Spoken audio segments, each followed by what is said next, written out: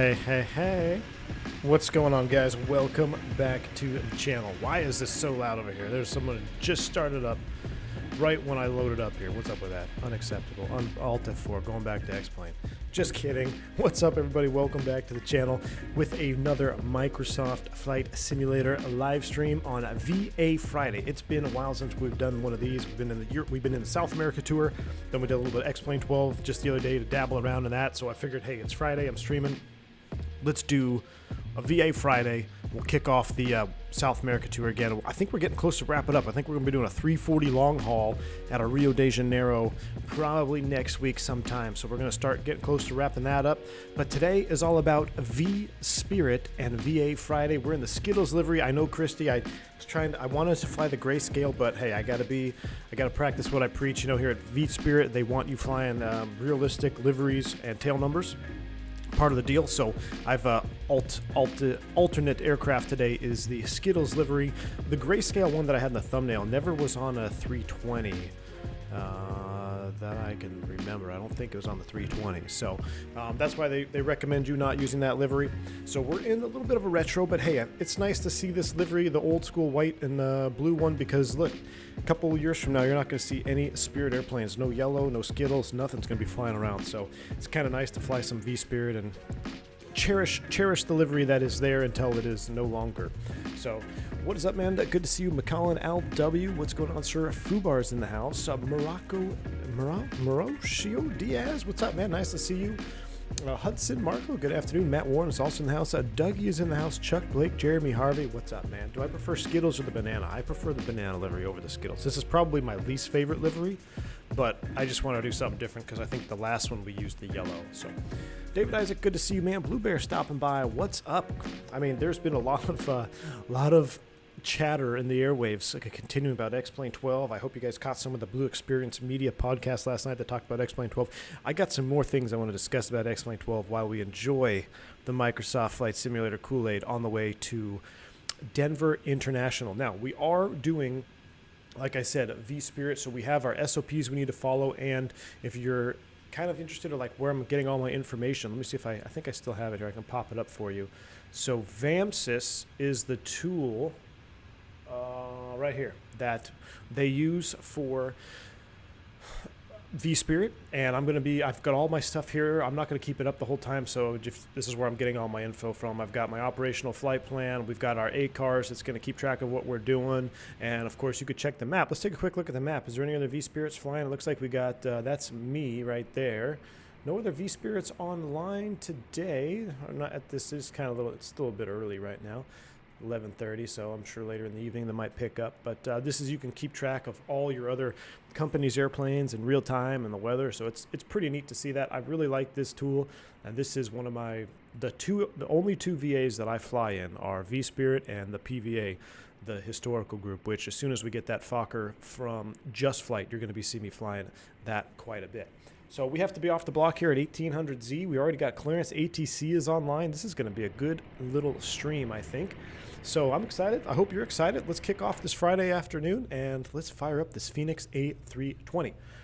VAMSys is the whole thing. The tracker is Pegasus. Thank you, Christy. I always mix those up because it says Pegasus on the icon on my desktop, and then it says VAMSys. VAMSys, Pegasus, tomato, except if you say tomato, it's weird. All right. 25.6. Let's go ahead and get the airplane fired up here. An airplane that does work fully in the sim. Imagine that. Hold on, I need to reduce something over here to get better performance on my sim. There we go. Had Streamlabs double stream running. Okay, everything is good there. Let's go ahead and get ground power on board the aircraft. It's going to fire up.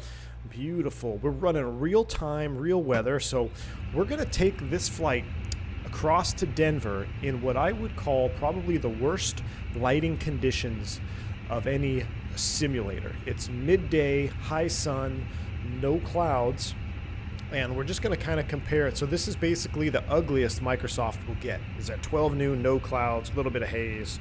But we're gonna talk about X-Plane 12. I've had some epiphanies. Oh no, hold on real quick. I forgot to change my controller options. Let me adjust these. I was messing around with some GA stuff.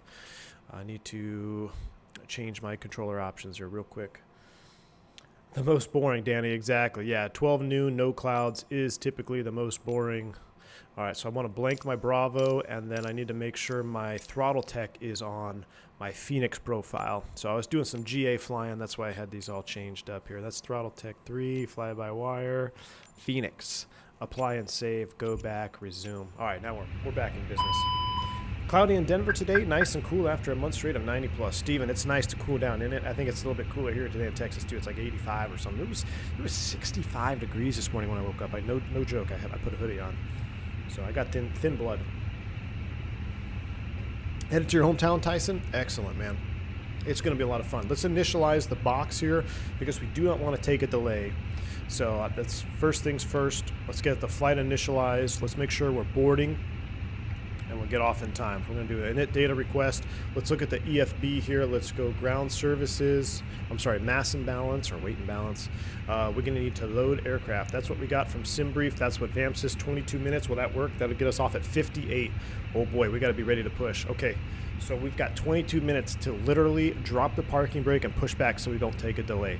Loading has begun. Initialization is complete over here. Let's pull it into this McDo here. Dimitri stopping by. What's up, man? Good to see you. Early morning over there in Vancouver for you. Hope you're well. Hope the family's well. Hope you're not working too hard, Dimitri. Good to see you in the chat, man. I always enjoy chatting with you on XP streams, and we had some fun last night. Or was it 2 nights ago? XP was in the Flight Factor having his shenanigans. It's good, man. Always a good time.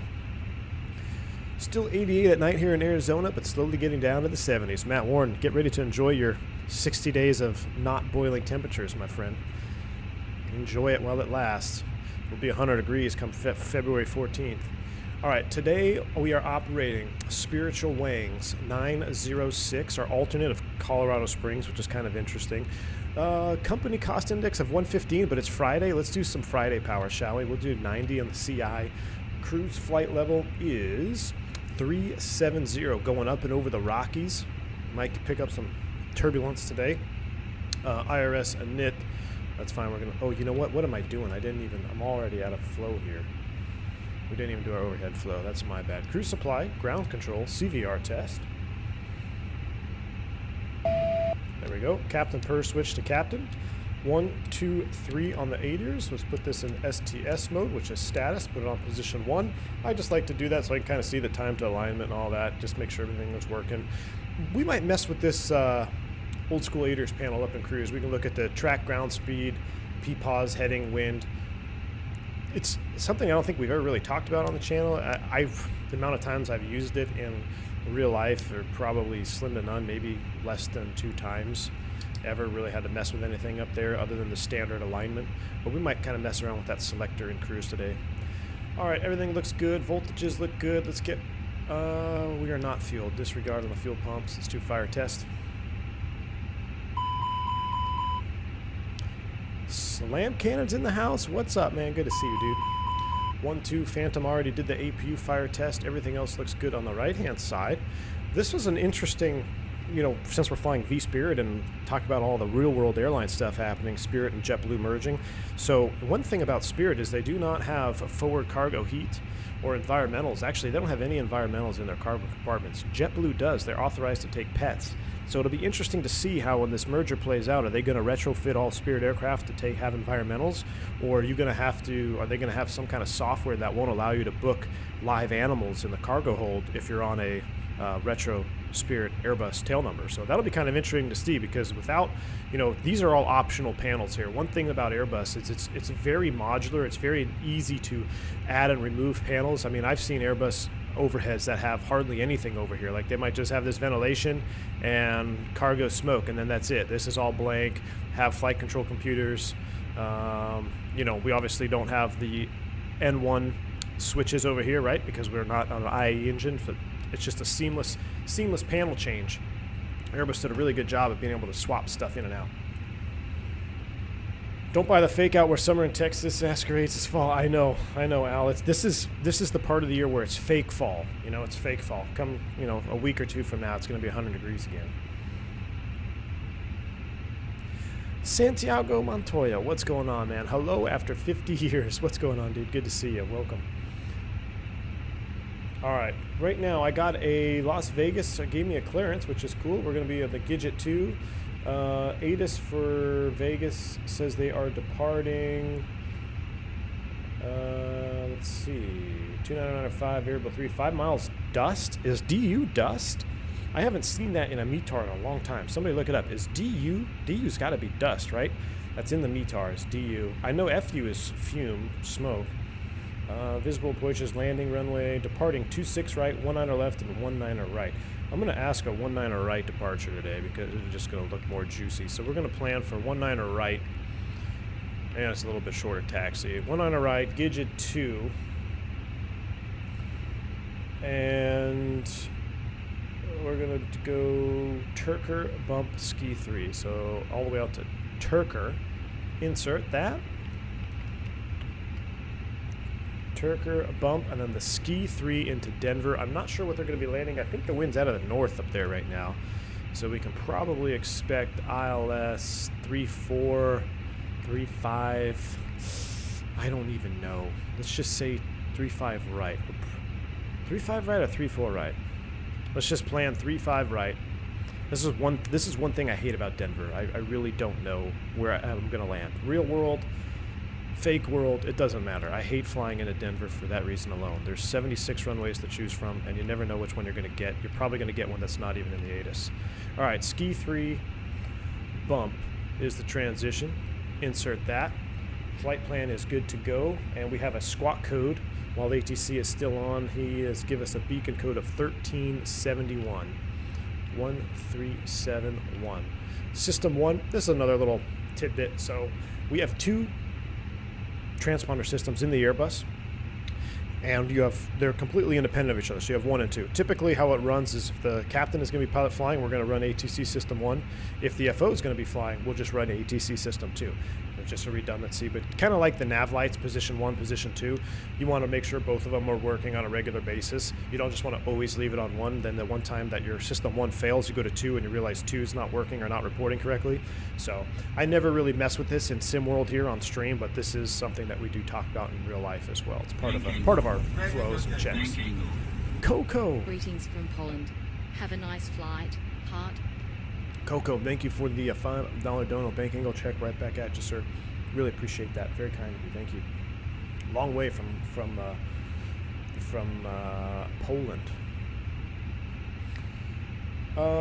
Let's see. What are your plans for a virtual airline world with the merger with JetBlue? I have no idea, Micah. That's going to be up to the members or the managers over at vSpirit, right? So I have no idea what's going to happen. I don't know if they're going to keep it. I don't know if they're going to merge it. We'll see. We'll see. All right, ATC request. No, oh, I don't want that. What do I want? I don't really need anything here. Weather request. Let's just do this to be perfect. That is sent. Return. We'll leave that. Okay, let's continue plugging away here. Secondary flight plan. We're just going to do a quick air return to Las Vegas. Got to keep an eye on the time. 53, 43. Las Vegas. Now, departing 19 is kind of interesting. If we're going to come back around, I'm going to land on 26 right. It's the longest runway, so that's the one I want. It'll be emergency aircraft. We can do what we want. Perf data. Approach. I don't know what the baro is off the top of my head, so we'll do 200 in the radio. Winds are pretty much nil, so not going to affect us too much. Oops, that was in VIAT. 040 on the wind. Temperature off the ECAM 31 already. Goodness. And the QNH is 2975. Low pressure. Slightly low pressure. 2975. Set once. Let's go ahead and set it up here as well. 2975. Should have our flight directors off. Phoenix, please change that in your next update. It's a stupid little bug. It's just kind of a pet peeve. Like, it really does nothing, but see, now, why am I able to turn it back on? I guess we're 1 minute to alignment. Maybe. You should not be able to turn the flight directors on until your aircraft is aligned. I think there's a certain point where you can, but I just wish their cold and dark state would have the flight directors off. Hopefully that's something easy they can fix. Felix Alamonte, thank you so much for the $5 super chat, sir. He says, V1, talk to Phoenix and tell them they need to bring the IAE engines right now. Felix, Appreciate the $5 super chat, sir. Yes, indeed. I would love to have those IAEs. I would absolutely love to have them. We don't have them yet, unfortunately, but I cannot wait for them to drop. Hopefully when they drop, I think they're going to be bringing it with their own flight model, correct? Am I correct in saying that? I thought that's what one of the updates said. And I shouldn't say flight model, their own engine model. I'll be very curious to see how they bring them out. Like, we'll see. Because there's obviously some inconsistencies with the engines that we have in our engines right now, but that's to be expected. That's what Amir said when they released them. It's like they've done their best to tweak this to give you the kind of the best of both worlds between high altitude, low altitude, and idle performance. So they're not exactly realistic. They could be better. For one, I think Tolas did a fantastic rendition of the IE engines. I really hope we see something like that here with the Fenix ones when they do drop. All right, we got a perf data. That looks good. Our fuel, we're going to go ahead and go to a NIT-B page. We needed 15.1. Oh, we got 15 on board, and it is balanced. So we can go ahead and put that right here in the block fuel, 15.0. Let's get our fuel tank pumps on. And we need to be ready to push at push time, so no slacking around. We got 46. Hey, what do we got? Spammers in the chat. So I took off the subscriber only mode. Thank you, Christy, for dropping the band hammer there, my friend. I don't know. Maybe I should have just. Maybe I should just continuous to keep it on subscriber only chat. I don't know why. It's just. Oh well. People got to troll. People got to troll, right? All right. Constraint mode is on. It is high terrain. We're going to put terrain mode on. I'm going to have VOR up on my side. Now there is a special single engine procedure departing Vegas. Yours truly forgot my own company iPad, so I do not have the special complex procedure off 1.9 right. Essentially what happens, we're going to fly on 190, we're going to make a right turn and head to the Las Vegas VOR. That's why I hard tuned it. We do not want to fly into this terrain single engine. Looks like we have ATC on right now, which is good. So if we do have in the rare case of a failure on departure, I could declare an emergency with VATSIM here, and we'll just come back around, hopefully get radar vectors right away.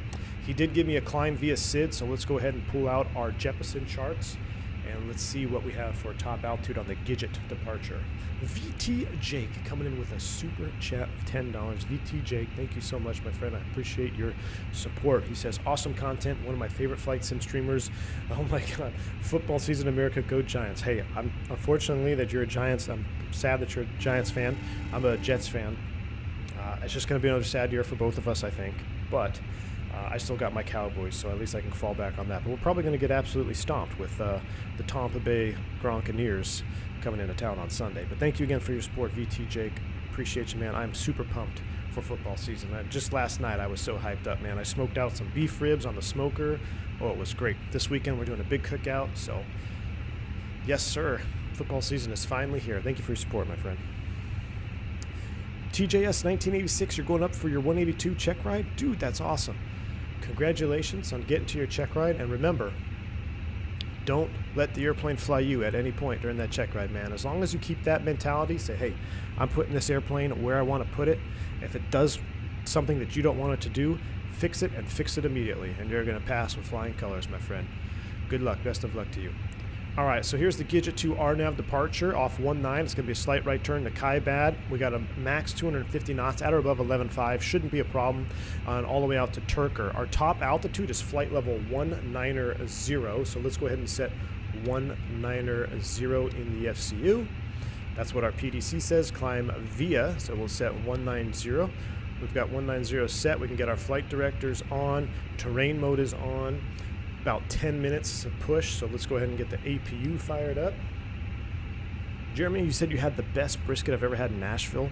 Ooh, Nashville's got some good barbecue, man. Nashville, definitely some good barbecue. I'm jealous. I'm jealous, my friend. All right, let's fire it up. Let's take a listen to these sounds here. AFO 33110, you have a CFI check ride in a couple weeks. Oh, man. Can't wait to get it done. Hey, that's the attitude to have. Going into the CFI check ride, I remember it was just like, you spent, I don't know how long you've been working on your CFI, but typically the CFI rating takes the longest to do. And by the time the check ride's around the corner, you just want to get it done. That's a good sign. That means you've got the knowledge, you've got the content. Just remember, the best part about the CFI check ride, in my opinion, is like, if you mess up, you can tell the examiner this is a teaching moment, and I'm showing you why I messed up.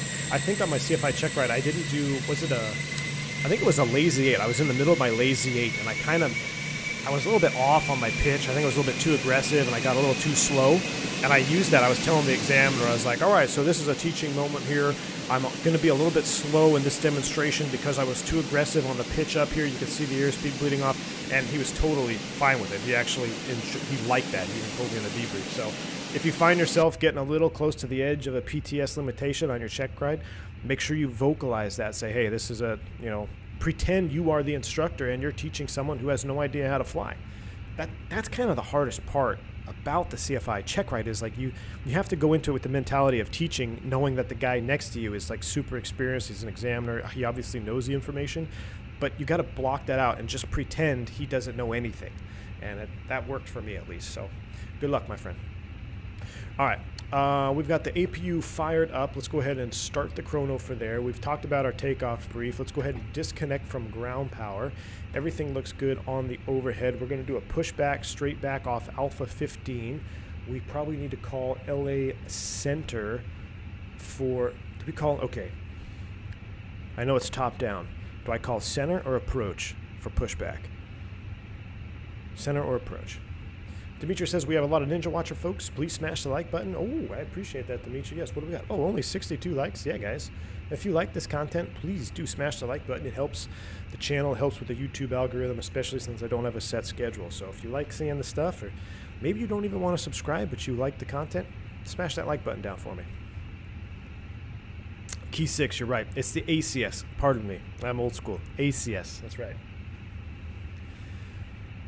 So you can still pass any check ride if you make a mistake and correct it. You don't have to be perfect. Jeremy, to an extent, yes. Now, if you're just blatantly way out of ACS standards, then you're probably going to have a chance to redo it. But at that point, it's really going to come down to the examiner, because at the end of the day, it's you and him in the cockpit. So what he says and what you do, and that's all going to be on an individual basis. But for the most part, you can kind of use moments that aren't perfect as teaching moments, and examiners do like that. All right, 52. Let's go ahead and we've started this chart. Let's just take out a ground chart, 10-9. I'm pretty familiar with Vegas. I know where we're going. If we go to 19 right, push straight back is going to give us some conglomerate of Delta cross 26 right. Hopefully he gives us 19 right, and that looks good. As far as everything else, I'm going to pull up the Phoenix tab. Let's go ahead and start closing doors. That way we're ready to go. We've got our fuel. We've got our cargo. We're almost done with passengers. So ground services, at this point, even in real life, you probably start hearing the cargo doors closing up if they're on it. We don't need the GPU anymore. We've already disconnected that. We don't need the cones anymore. We can pull that. We've got 1L open. We're still getting some late passengers on. And I guess we can run a perf data, get it ready to go here. CFI is still PTS standards. Oh, there you go. See, that's how, I haven't looked at this stuff in a long time, but whatever the standardization is that you need, make sure you're within limits. All right, we're going to force Toga, absolutely. Anti-ice off, packs on. We should be able to do it. We'll see here. Sync live weather. I'm just curious on these numbers. I'm not going to import these because why import them twice? Flaps 2, that seems pretty standard. Those look like good speeds to me. We'll, of course, wait for the final word from ground. When we get our final load numbers, what we'll do is we'll probably even start the pushback before getting our numbers. That way we don't get a late. We want to make sure we're on time for pushback on vSpirit. So I'm going to leave this page up, ready to go. We've been briefed. You've been briefed. Terrain mode is on. There's 3 minutes on the APU. Let's turn on the APU bleed. It's nice and toasty. Let's go ahead and crank these puppies down here. And this is how it'll be in real life here in Vegas especially. That's on.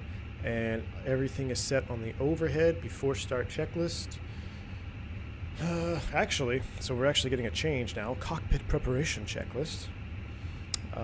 Gear pins and covers, remove signs. They are on and auto. ADIRS nav, fuel. Let's see, for takeoff we need 13.8, 14.9 on board. That is good. And transponder is set. pretty much ready to go. Just waiting on peoples. All right. Call approach. Thank you. So approach will be on 35 nothing. Let's dial that in so we're ready to go. 135.0.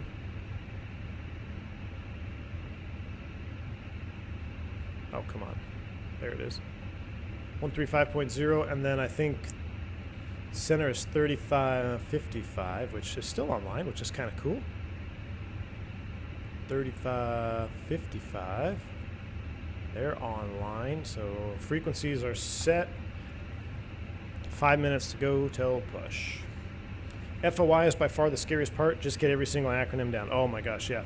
Just the FOI, fundamentals of instructing. I haven't heard that term in quite some time.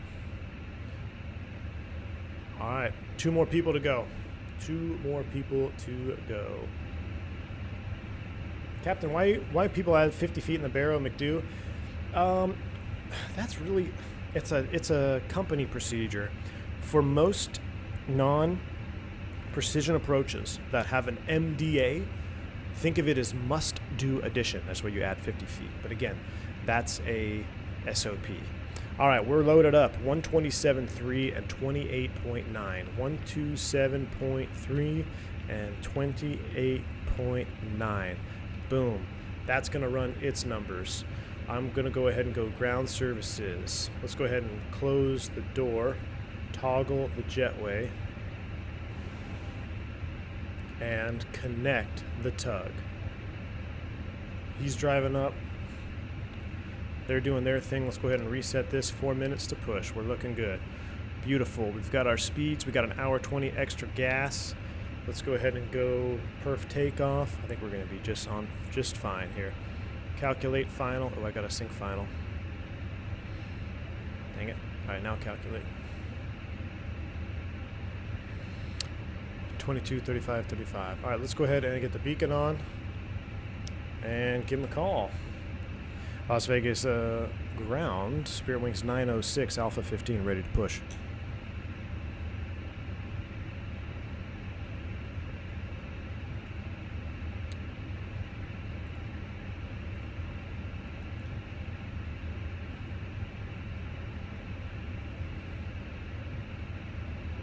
Nothing, Bueller. 22, 35, 35.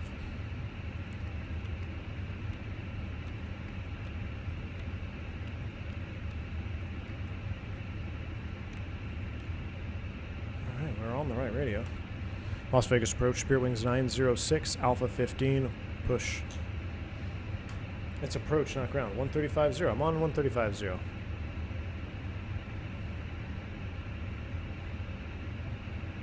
I'm on 135.0.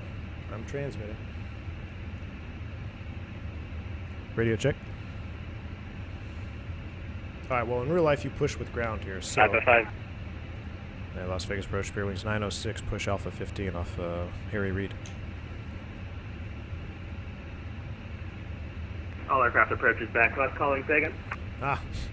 Spirit Wings 906, Alpha 15 on McCarran or Harry Reid, ready to push.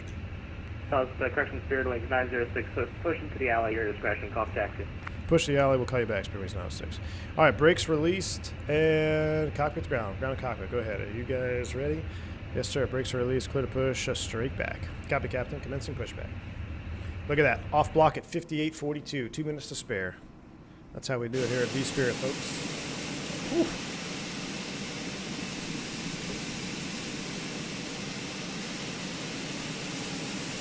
Off the gate on time, another on-time departure. Say hello to Pede Monitor. Let him know one of his vSpirit planes is on time. Let's go ahead and bring up the Throttletek Airbus cam, and let's go ahead and crank one on the pushback, shall we? Engine mode to ignition start. FADEX come alive. We have bleed pressure. And starting one, enjoy the lack there sounds. How early? Up to 10 minutes prior, Anthony Teal, is pretty much standard. Anything more than 10 minutes, you're going to need to get permission from operations.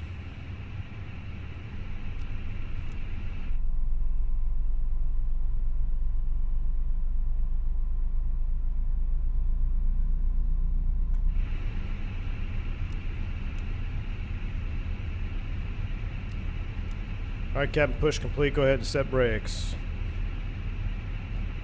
Brakes set, clear disconnect. Show me the pin out front. Thanks for the push. Talk to you next time. We're going to do a single engine taxi here, so we're going to go ahead and wait for the avail light to switch over.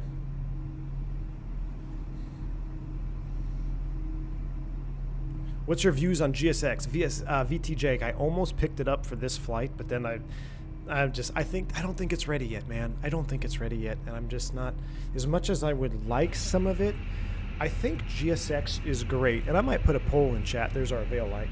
I think GSX is great for those who want to sim at home and, like, you know, you want to get the full immersion. I'm not quite sure if you guys really want to see me use GSX. I mean, do you just want to sit there and watch the fake passengers boarding and deboarding on a stream? I don't know if that's what you want. I mean, I think it would be cool for perhaps a vSpirit streams, and we're trying to do everything as realistic as possible, but I don't know. I just don't think it's ready yet, and I kind of don't want to mess up my sim, so I will probably get it in the future, though. All right, that's good. Let's go ahead and we're going to leave the APU bleed on and turn the yellow electric pump on as well. Because it's hot, we're going to leave the APU bleed on. Normal single engine taxi procedures. This is here, if you guys want to simulate realism to the T. So in the Airbus FCOM, it's for single engine taxi. Yellow electric pump on, APU bleed off. Problem is, when you go APU bleed off, now you're really loading up that number one engine to run the packs and run everything else, and sometimes it doesn't cool the cabin as well. So kind of the cheat mode that I say is let's just leave the bleed on. That way you have this dedicated to the air conditioning and it cools the cabin faster, and when you go to start engine 2, you don't have to wait 15-20 seconds for the bleed pressure to build back up. 260 radar contact 20 miles south to Pittsburgh. Alright, so that's up. We do need to set our trim. We never finished our, we'll do flaps 2 in there. And trim for takeoff was up 0.1, so gotta love the Airbus, makes it simple, huh? Up 0.1, that's done. Flaps 2, let's go ahead and call for taxi. Well, let's do after start. Engine anti-sits off, yellow electric pump is on, rudder trim is 0, after start checklist is complete. Alright, let's see. And Las Vegas approach, Spirit Wings 906, ready taxi.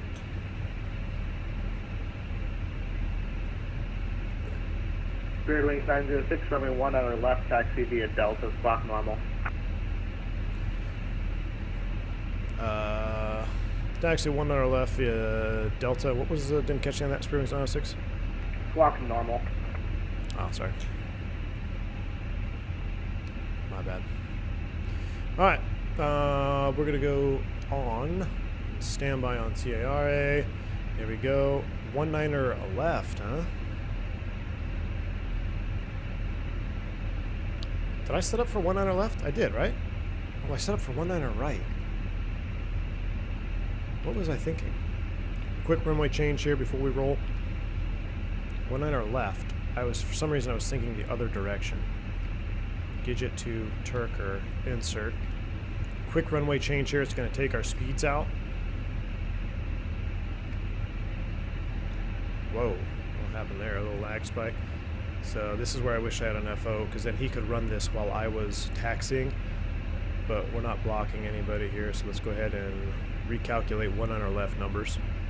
Roberto, what's going on, man? Roberto from Throttletek is here himself. Absolutely loving the Throttletek. 22, 35, 35. So everything else is the same, pretty much. Same runway, 122. Oh, look, it even tells you in the box now? I didn't know that. Alright, 19er right. Here we go. Brakes released. Taxi light is on via Delta. He didn't really tell us how to get to Delta. So we will just make a right turn out here and join Delta. Spirit Wings 260, proceed direct Bourbon. Yeah, PFD and Indy are on full brightness. The thing is, it's this. Watch. Now you can see them much better, right? That's the eye adaptation thing that I don't like.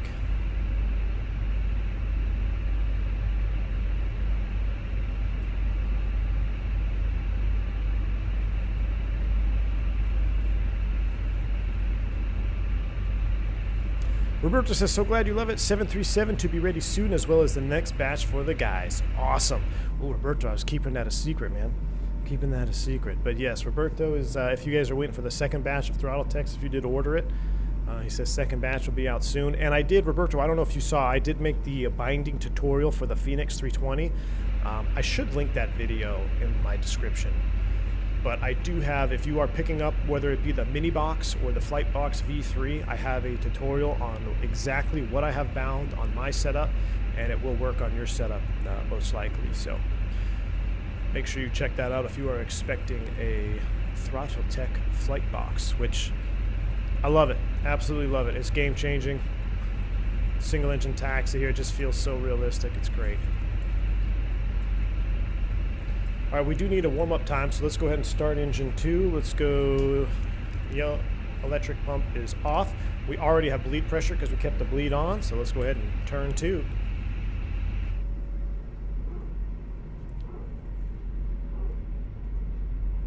Beautiful. But yeah, see how it gets darker when I do that? It's just the eye adaptation. Awesome, Roberto. Good. Just making sure that you saw it. I'll probably link that too as well in my description, so people have questions on binding, she'll be able to help them out.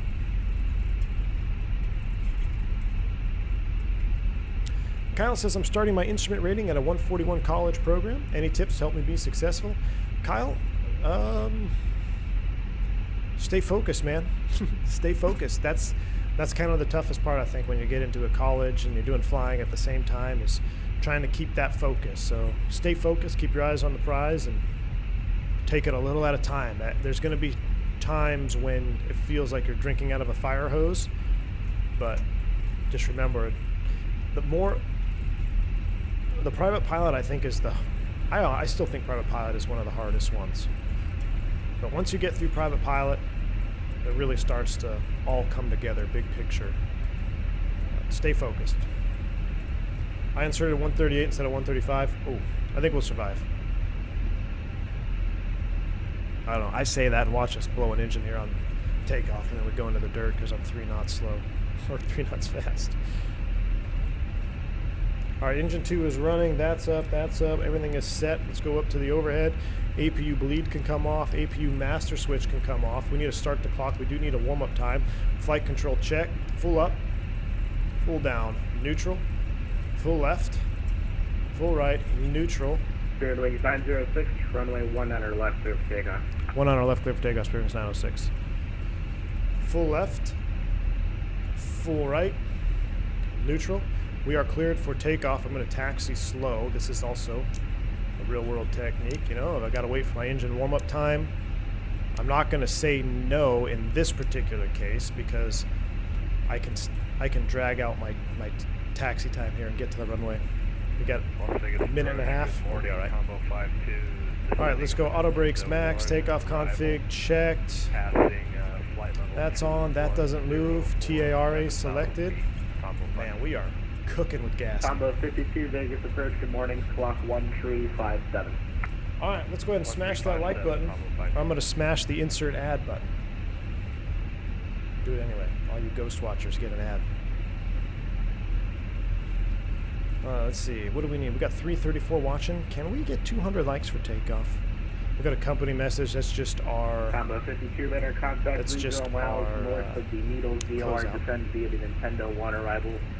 North Vegas altimeter 297. 130? Ooh, I don't know if we can do it. We only have 130 likes. Ooh. Okay, to send via the Ooh, if you guys get me to 200 likes before I go Toga thrust, I will do a random fault at top of cruise, or top of climb. North Vegas altimeter 2975. If I don't have 200 likes by the time I go Toga, we're just going to do no faults. I need about another 60 seconds, I think, for startup here. Let's see.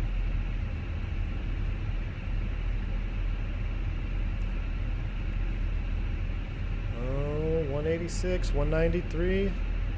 Getting ready. Hold on, let me check my vamp. Oh, there's 200. All right. You guys are awesome. Thank you for smashing that.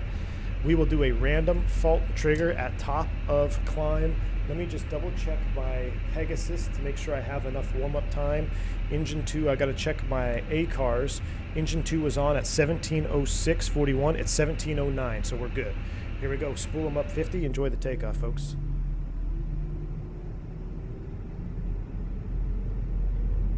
Yoga's in chat. Here we go.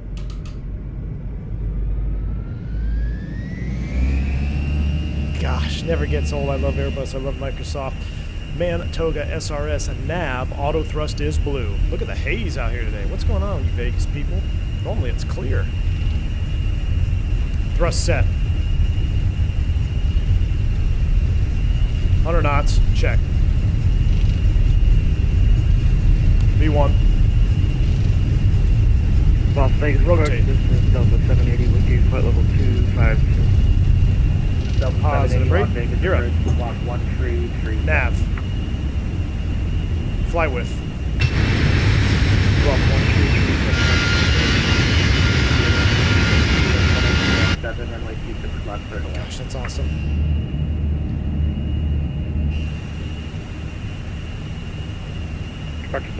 Oh, you had a Haboob come in last night? That's crazy. I did not know that. 258 Vegas departure, runway 26 right, taxi via Bravo. There's our positive trend. Thrust climb, climb. Spiritwings Nav. 906, under contact, bay altitude. 4,000, Spiritwings 906. Spiritwings 906, climb maintain flight level 190. I'm going to fly level 190, Spiritwings 906.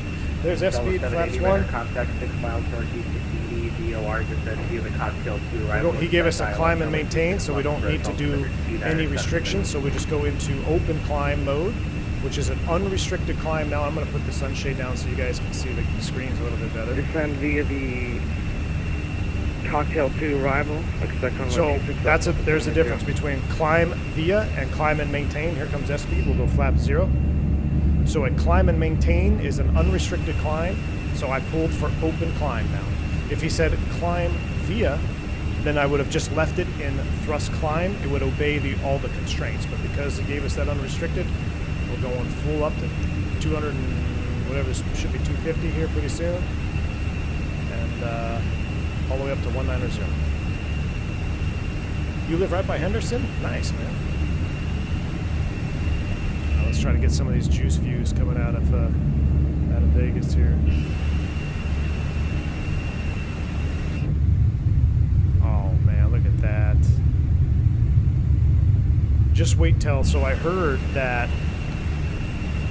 Microsoft in some update 10, they're releasing, or they might be releasing the visibility option, which I think will even further help the in-flight visibility. You can bring it down to RVRs and stuff. Kind of like how X-Plane has a visibility option. It's only going to make it better. Why we have LDAV on. Must be an option on this airplane.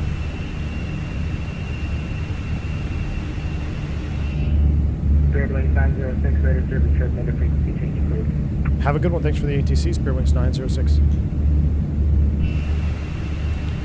Alright, frequency change approved, so now we can kind of just fly on our own here. I'm just going to put it into a bank. Combo 52, fly heading Go to 350, that's your supply. 22.8. 9,000. 350, 9,000. We're just enjoying it. Look at that, folks. That is, I mean, come on. Explain who? You fly Civil Air Patrol out of VGT all the time? Dude, that's awesome. I was in Civil Air Patrol before. I did that as a young teen.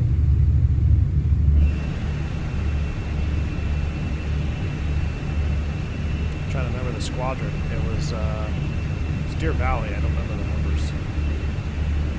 Alright, there's 10,000 feet. We'll go ahead and get the lights off. Fail. Forward call, let them know we're at a 10.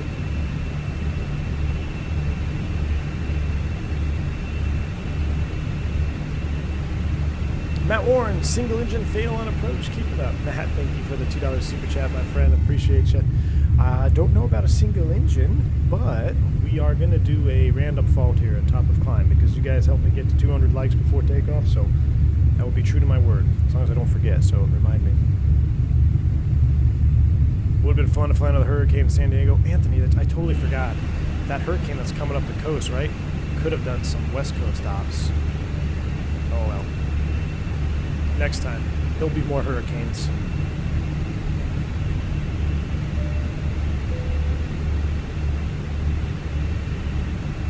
Crow. 17 months of support, man. Thank you for that. He says, hey, Captain, I'm stuck off work with the shingles. Ouch.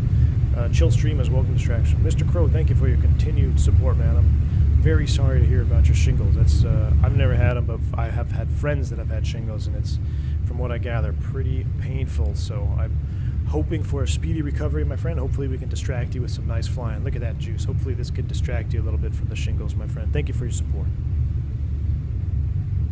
Dimitri says, I was always told that the X-Plane 11 orthos will be compatible with 12. They are not. Ortho 4XP will push a patch for 12, which will mean I have to redo my 12 terabyte. Oh my goodness, Dimitri.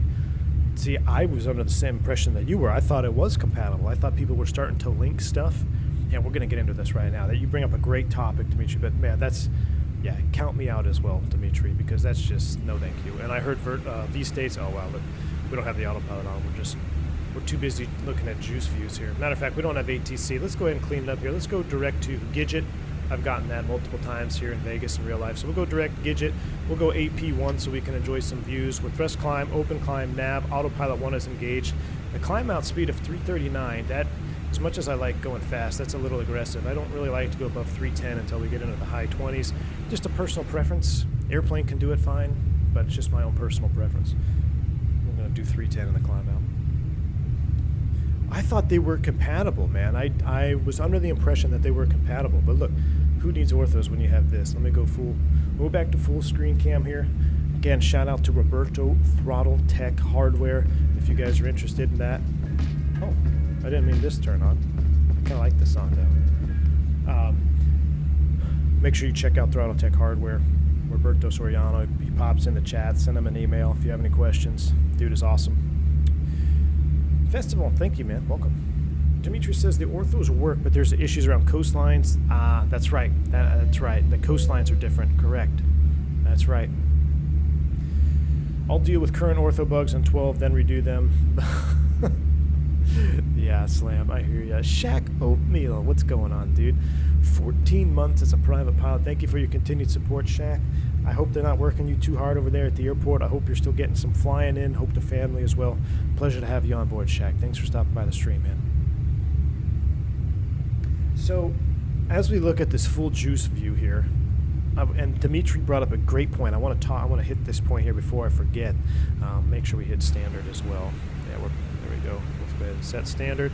STDs for you, me, and the jump seater. Oh, and we don't have ATC, so let's just climb all the way up. Cruise altitude of 37 is set. Open climb 310. Beautiful. Here we go. Let's just enjoy the spool up. Oh, it's so beautiful. So, what's out the left side? Yeah, this side's better. So, Dimitri brought up the ortho thing not being compatible, and a lot of you were asking me why am I not on X-Plane 12. I put a poll out for the members, check it out, what I wanted to stream or whatnot. Here's my problem with 12, or one of my problems with 12 right now, and the fact is, the main reason all of us want to fly X-Plane 12 is because we want to fly all of our old airplanes, but none of them are really fully compatible yet. So I'm not going to hodgepodge my sim together trying to make X-Plane 11 airplanes work in 12, because guess what? 6 months from now, there's going to be an update that comes out. You're going to be on a long haul, then on short final, your sim's going to crash to some crazy bug that you have because way back when the sim started, you were trying to tweak all these airplanes to work. My advice, and it's just my advice again, I would wait until airplanes are fully coming out, patched, compatible with 12, like the Zebo mod, I think, and the Tolas 340. I think those are really the only official ones that have been updated, right? I think maybe Flight Factor, but that's a whole nother discussion. Captain Canada is in the house. Thank you, man, for the continued support. Says thanks for the great content as always. Dude, thank you, Captain Canada. And I was just speaking of 12. I was going to say I commend the streamers that have been flying a lot of 12, and I watched some of your stream yesterday going into Lowy. looked fantastic. I mean, that for X-Plane 12, that looked pretty darn good. But again, it's, you know, flying the Zebo mod, making sure that it is a compatible airplane. I think that's the way to go if you're going to fly in 12 right now. Don't try to hodgepodge your sim up, making things work that aren't supposed to work yet. But yeah, that low approach was awesome, man. You put on a clinic. Thanks for stopping by, Cap Canada. Festival says I fly the 320 for EasyJet in UK. Nice. If I could fly long haul plane rather short haul, it'd be the 787. Yeah, if I could fly one airplane for the rest of my career that's still like a modern airplane that would actually be flying, it'd be the A340-600. But I'd only want to do it on domestic routes, which doesn't exist, obviously. But that airplane is just so cool to me. Absolutely, man. Cheers, Captain. Yeah. TOLAS 31921 is coming September 13th. Awesome. Okay. Beautiful. I'll be looking forward to that. I will probably, that'll probably be the next time I get back into 12, because I'm just going to wait for the next TOLAS update for the narrow body Airbuses. I really want to fly them, because we always talk about, oh, the flight model is better in 12 or it's better in X-Plane than Microsoft. And I was listening to some of the Blue Experience podcast last night, and some of that narrative may be of my own fault. You know, the flight deck to sim, black box, 320 sim pilot. You know, we all say, oh, X-Plane has a superior flight model. Today, I did a test, and I'm going to make a dedicated video on this.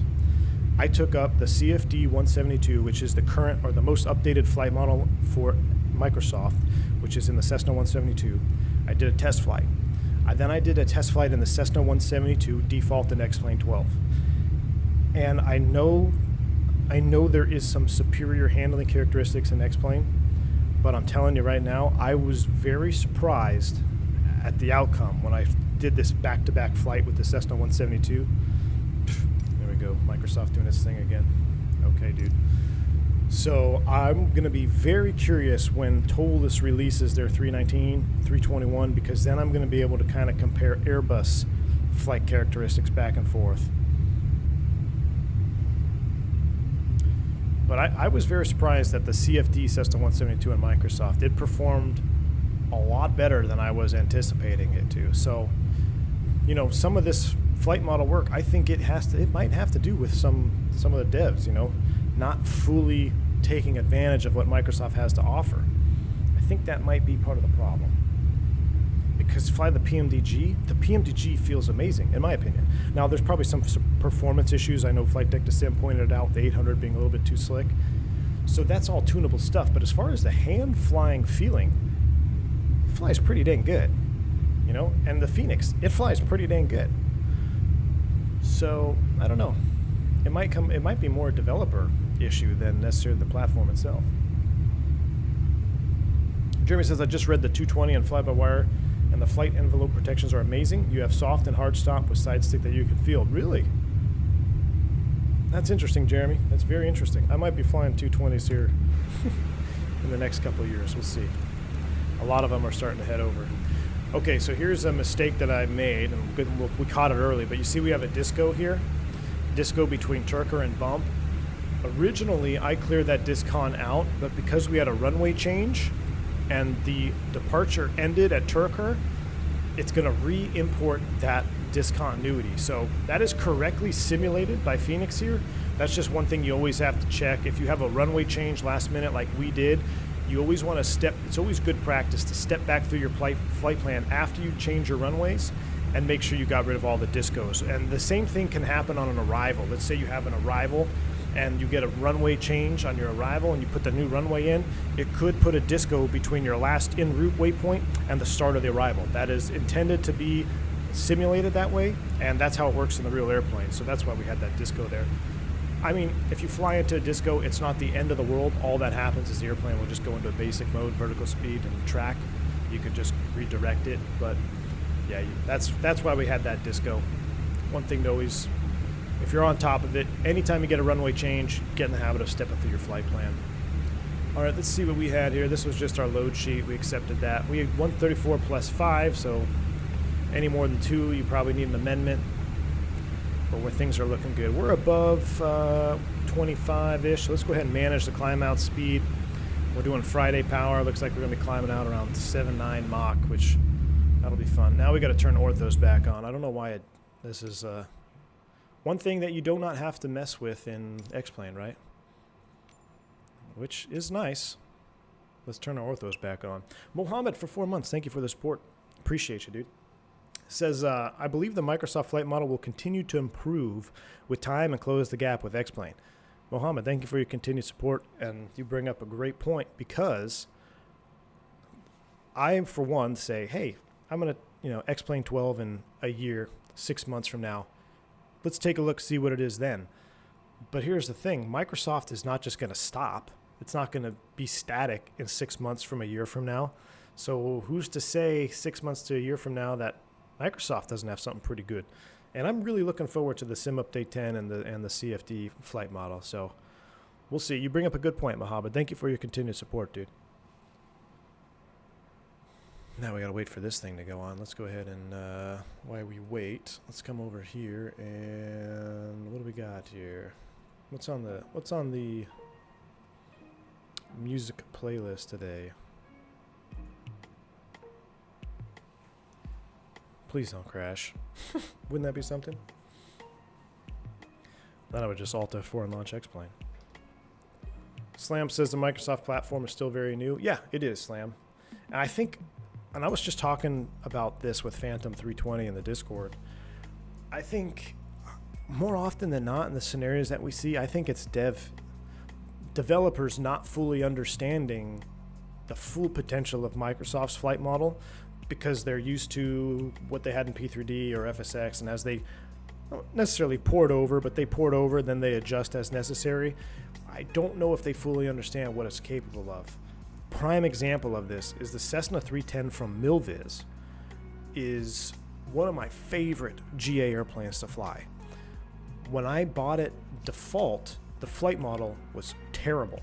And I've flown a real 310, Phantom's flown a real 310, but the default flight model on the 310 was not good. Phantom went in, did a slight little adjustment in all of the editor,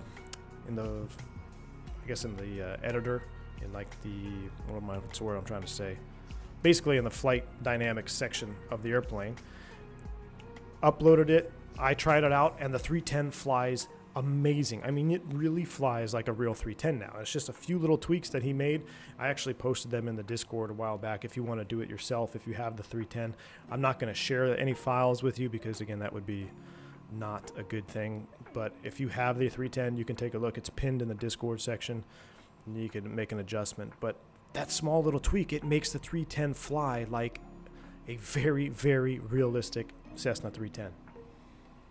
I really hope we didn't screw this up here. Okay, thank you. Jeez. What's that airport out there? Man, finally we got back at it. Sorry guys, that was a long pause. Let's do a little jump seating right now. Dimitri says it would be nice to do a thrust bump takeoff at Denver and the Phoenix one of these days. Ooh, a thrust bump. Dimitri, I haven't seen an actual thrust bump on a thrust lever in a long time. I'm not even sure if anybody's got them anymore. There might be some old Airways birds that have them. But I know what you mean, that little thrust bump, the extra lever on the thing. Here's the deal, though. Just hand fly the auto thrust. Turn the auto thrust off, man. Especially high density altitude, high wind conditions.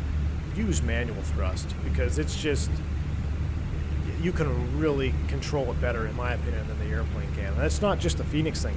I do it in real life, and it even says in the book, when thrust changes become excessive, disengage the auto thrust, because you get that seat of your pants feeling, oh my goodness, I'm going into this headwind, I'm getting all this extra performance, I know I'm going to drop out the backside. So what do? You start creeping that thrust lever up, because you know it's going to take a minute for those engines to spool. That way when you come out the backside of a gust, you're already there, your engines are already spooled up, and you're just holding speed rock steady. So that is an actual technique, and it's actually in the book from Airbus when thrust changes become excessive. But yeah, as far as a physical thrust bump on the thrust levers, that would be It would be cool to see as an option, no doubt. Why is it called a jump seat, Mr. Martini? I do not know. I don't know. Because you're jumping? I don't know. I have no idea. Mohammed, thank you for another $5 super chat. Do you think the Fenix 320 flight model feels realistic? As a real-world 320 pilot, does it feel good to you? Cheers to Mohammed. Yes, I think it feels good. The problem, I wouldn't necessarily say problem, but I would say the part that sticks out the most to me is the thrust and the thrust output. It is not quite there. But we knew that coming into it, right? Amir even said that they did what they could with a default engine model to try to get it as close as they could. So hopefully, when they come out with their own dedicated engine model, it will be much better. But as far as the airplane flying, and I'm in normal conditions, A to B, doing your normal flights, I think hand flies great. It's just the power performance, it's a little bit off. I think it's a little bit more efficient and a little bit more powerful, especially for CFMs. So, but that's really, I mean, as far as the hand flying aspects, I think a hand fly is great, really.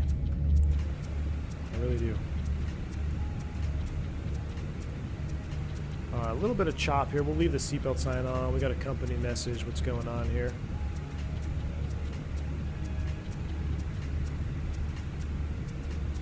Oh, there's our final. Oh, there's our prelim. Thanks for that. Don't need any of that. That was our old weather. We don't need that anymore. Cool. 470 miles to go. 33, climbing 37. Beautiful. Dimitri says, try manual thrust technique next time I fly into Peru up in the Andes. Yes, Dimitri, in fact, Peru in the Andes, there's an approach that we did, Dimitri, where I'm pretty sure you would have to have it in selected speed. You couldn't even fly in managed speed because, I can't remember what approach it is, but just be careful by using managed speed. One thing I noticed when we were doing the South America tour, a lot of those approaches and even departures that have a radius to fix or a very sharp turn, either to final or on departure, a lot of those turn radiuses are predicated on a ground speed below what the aircraft will be flying in managed mode. I think the last one we flew was into Rio. It says max like 140 knots indicated, or 140 max speed, and even though our VAP speed was lower than that, I think it was around 135, the ground speed mini in managed mode will actually have your airspeed above the required airspeed to make the turn. So that would be a case where you need to be flying the approach in selected speed, at least until you roll out on final. Then you can probably manage it back up. Another one that I've flown personally in real life is the circle in what's the name of that airport? We flew there on the tour. Oh my gosh. Circle to one, Cyrus Visual, the circle. What the heck is the name of that airport? Oh my gosh, I'm drawing a blank. Anyway, but that one, when you do the Cyrus Visual, they want you in selected speed, especially in a 321, because you make that turn. If you're in managed speed, you're way down at that next to VLS. You load up the wing with that high bank angle. VLS shoots up, you get a gust of wind, and next thing you know, you're in alpha floor, Toga lock, and you're 300 feet off the ground, fully configured, and it can just be asses and elbows, as we like to call it, from then on. So there's those radius to fix approaches and departures. Make sure you be cognizant of your speed requirements. San Jose, Costa Rica. Thank you. Jace. Thank you. Let's just make sure we are good for 37. Optimum is 36. We're going to 37. Max is 38. That looks good. We can go ahead and set Denver in here as well. We don't need Las Vegas anymore. We can go ahead and clear out the old RadNav page. We'll go ahead and copy the active. I should have done this at 10,000 feet. And then on VHF2, we'll monitor Delta operations on 121.5. There we go. That is set. Done. Beautiful. Absolutely, Dimitri. Glad I could help, man. Yeah, it's something that I think I noticed myself doing on stream, but I never really talked about it. But it's something definitely want to be thinking about. Mr. Francesco, thank you for the 25 dono. I appreciate you, man. Says, hi, everyone. Is flight school really that hard? Next summer I'll start school from zero experience apart from 500 hours of sim. No, that's not hard. It's just going to require you to be focused and to be ready to study. And if you're ready to do those two things, don't even worry about it, man. You're going to be, if you're passionate about flying, you're going to love every minute of it. Now, I say that, but there are going to be times where you're going to be down on yourself a little bit, and that's normal. You might go through a little bit of burnout, especially in a high accelerated flight school program, but that's normal. That's to be expected. That's to be expected. Just be ready to study, be ready to read, show up prepared, and you're going to be just fine.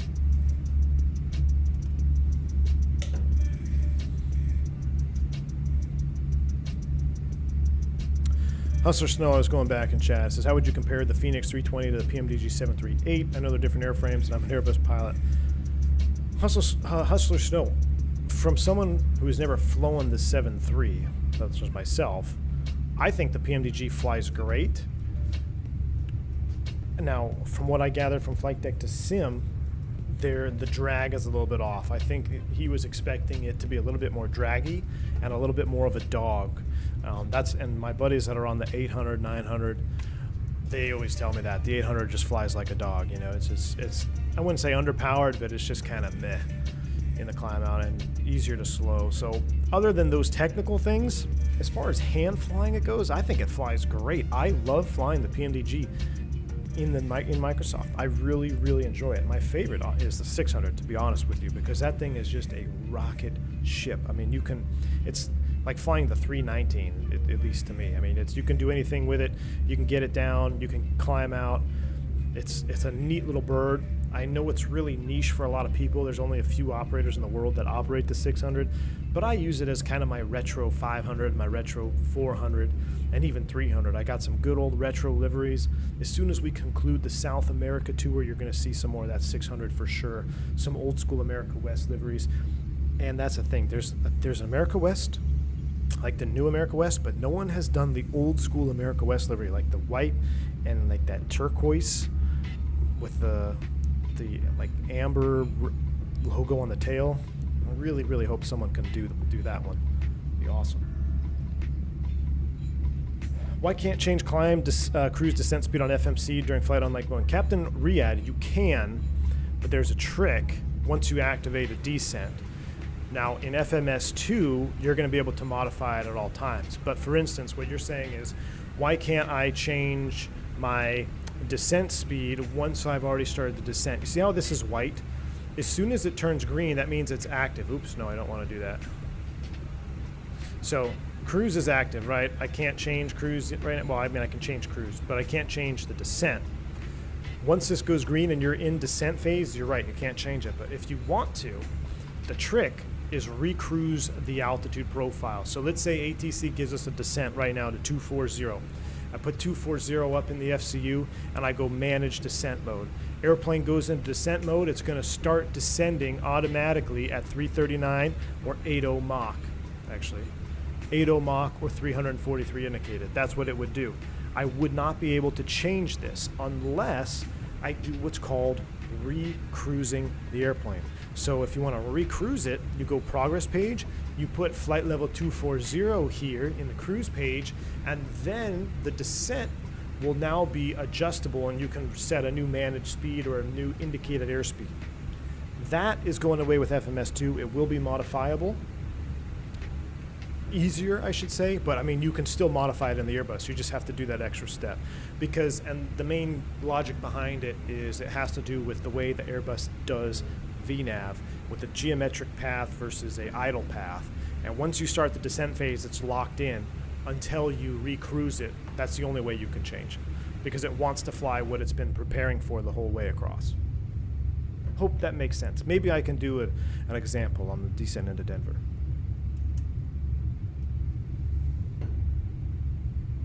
So we ever going to have a Bush style stream? Yeah, Jeff, we will.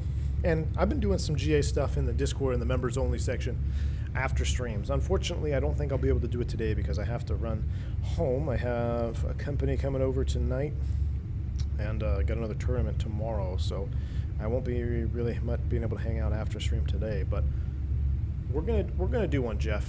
I've been getting the itch, my friend. I've been getting the itch. If you have vectors on departure, do you fly in selected heading mode or do you leave a route disco in the box? We fly in selected heading, Jeremy, because on a radar vector you want to make sure you're in you always want to be in selected mode, because if you left it in nav mode and you were like just flying a track, theoretically that's okay, but depending on what exactly you have in the box, you could potentially put the aircraft into an intercept, which at that point the airplane would start to deviate from the assigned heading. So anytime ATC is controlling you, you want to make sure you're in selected heading mode. Could people theoretically dance and jump when the plane is at cruise? Like the plane? Yes, you could technically if you wanted to. It's all 1G. A little bit of turbulence here as we level off at 37,000 feet. Look at this. I mean, and that's... You guys want to go do orthos for this part of the country? I don't. Love it. Absolutely love it. I know. I was going to do an outside view here, but I think we're just going to enjoy this here for a minute. Bank angle. Bank angle. Bank angle. That never gets old. Mr. White, bank angle check right back at you. I didn't get a... I think there's no message with your dono, but I appreciate it. Bank angle check right back at you, sir. I love it. That never gets old. That crew that flew that 7.3 in there, unbelievable. Bank angle check. Never gets old hearing that. Have we set... Oh, I'm sorry. We did not set a random failure. You're absolutely right. You guys got me to 200 likes. What happened? Why do I have an auto land light going on? I must have just clicked that on accident. All right, random fault. You guys got me to 200 likes. So... let's do it. Okay, manual failures? No, it's random failures. Let's go ahead and trigger one right now. Please don't be an engine. Please don't be an engine. Oh, you guys got jacked. Flight control ELAC 1 fault. All right, I have control UCAM actions. Clear the caution. Flight control ELAC 1 fault. ELAC 1 off, then on. If unsuccessful, we're going to turn ELAC 1 off. All right, ELAC 1 off. And then on. And we probably can go ahead and warm up the cockpit a little bit. Looks like it's... oh, so that's what I did. I clicked the auto land light. So it looks like the random failures just do the same one over and over. That kind of stinks.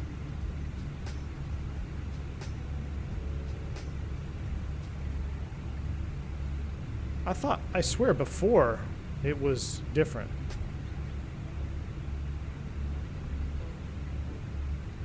What if I do... let's just do minor. Hold on. Let me see if I change this. Will it give me the same one?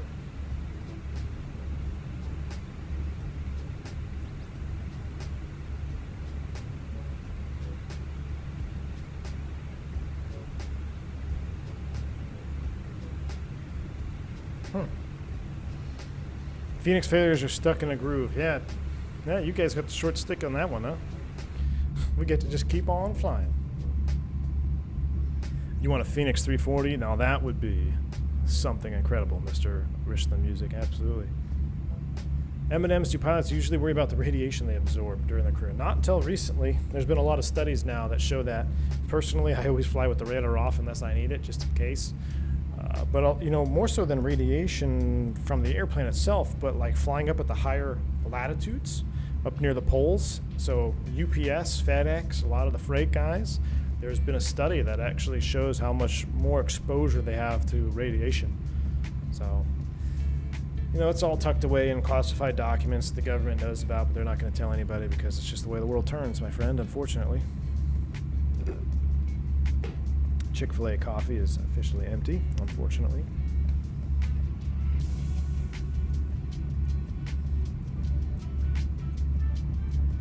Swarm rigged. Is there a failure for toilet in new Taco Thursday?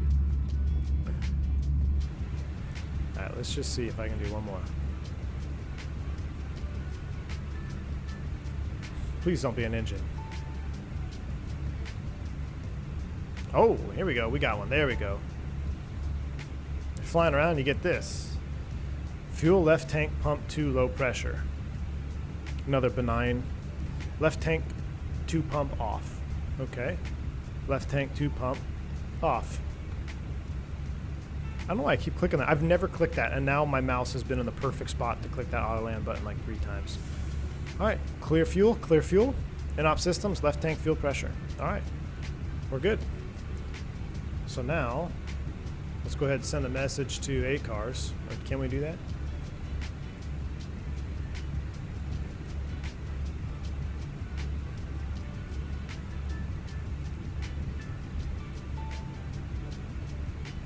So Denver will be our station.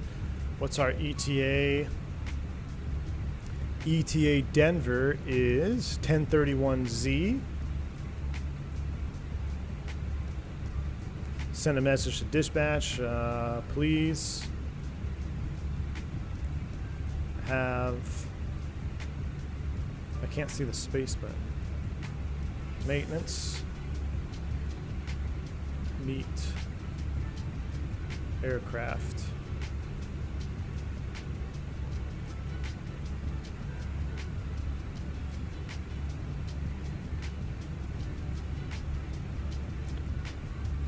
Thanks.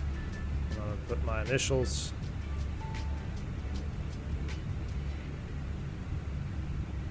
And send it. Let them know, hey, we're gonna need maintenance in Denver. That way, hopefully, when we get there, maintenance will show up and we don't have to delay the next crew. So can't say I've never done anything for you guys. Here you go. We got a left tank fuel pump. In the book, it just says crew awareness. The airplane, believe it or not, can fly with no fuel pumps as operating. Now it'd be gravity feed, so it can do gravity. You just have to maneuver with care, right?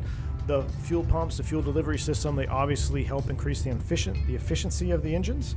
But the way that the fuel tanks are designed and the way that the engines draw fuel from the tanks, they can indeed gravity feed all the way up into the higher flight levels. So there's no limitation on it other than maneuver with care and avoid negative Gs. Where if you did any negative G maneuvers, maybe you're doing an unusual attitude recovery, that would be definitely a situation where you could have a problem arise if you were on gravity feed only. Why are HUDs so rare on the 320? Because you don't need them, man. You can land this puppy 0-0. I mean, the auto land on the 320 is amazing. I've only had one auto land. It was actually during an auto land test that I actually wrote up a fail. It didn't maintain centerline.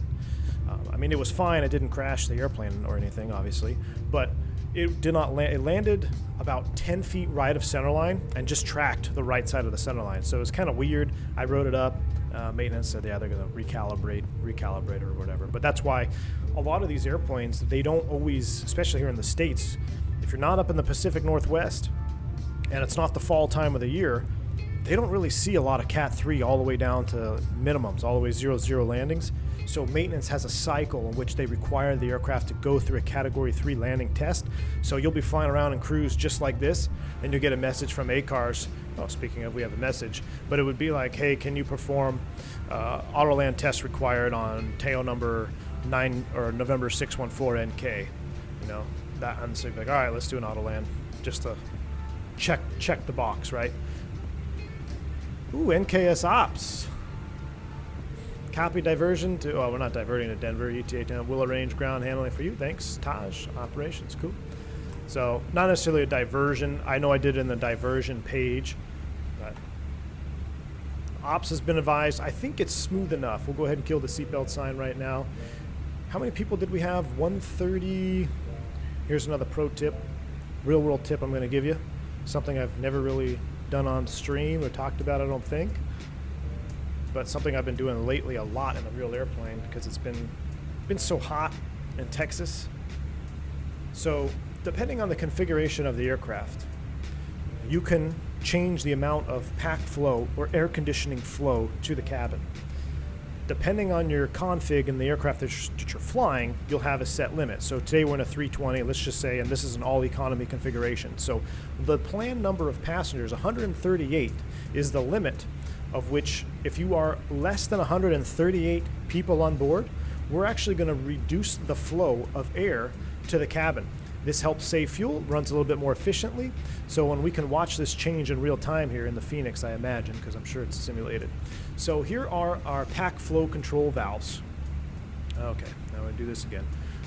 These indicate the pack flow control valves. Right now they're in the middle position. You see low and high, they're running in the middle position, aka normal. We have less than 138 people on board. So what we're gonna do is we're gonna go ahead and do pack flow to low. With pack flow to low, these valves are gonna move to the low position. You're gonna get a little bit less air, it's a little bit less noisy, but it's gonna save you a little bit of gas, and efficiency is gonna go up, and right now with gas prices through the roof, always gotta do what you can to help out, right? So we're running low flow now, and I don't think it says it saves fuel. I don't know how much in a pounds number. Okay, this is gonna be fun. So I don't know how much in a pounds number or anything like that, but that's just in the book. So below 138 in a 320, we'll go low. If we had more than 138 passengers, you could go to high if you needed to cool the cabin down, and really, there's no passenger limit. That'd be more of an SOP thing. But what made me think about it on this stream is it's because it has been so hot here, I've been going up and just going high flow a lot to get the cabin cool.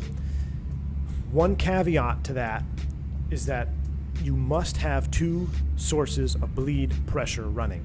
So if you are just sitting at the gate on APU bleed, or you're single engine taxiing with just 1 engine bleed, the pack flow will always be in high flow. So even if you just have even if you have the switch in low, but you're only on single engine taxi, no APU, you're still going to get high flow. So it will default to high flow unless you have 2 bleed sources. When you have 2 bleed sources, it will go in correlation to the switch on the overhead panel.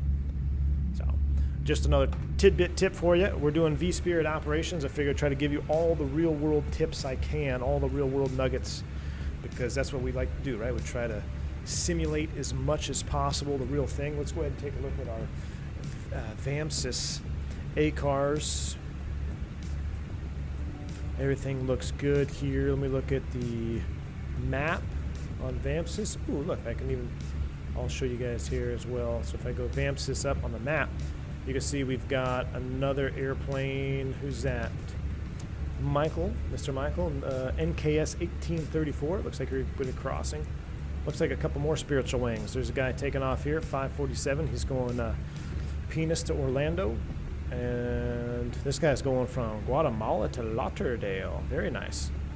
So you can see as the evening comes on, more and more of your aircraft get dispatched. I love this little feature.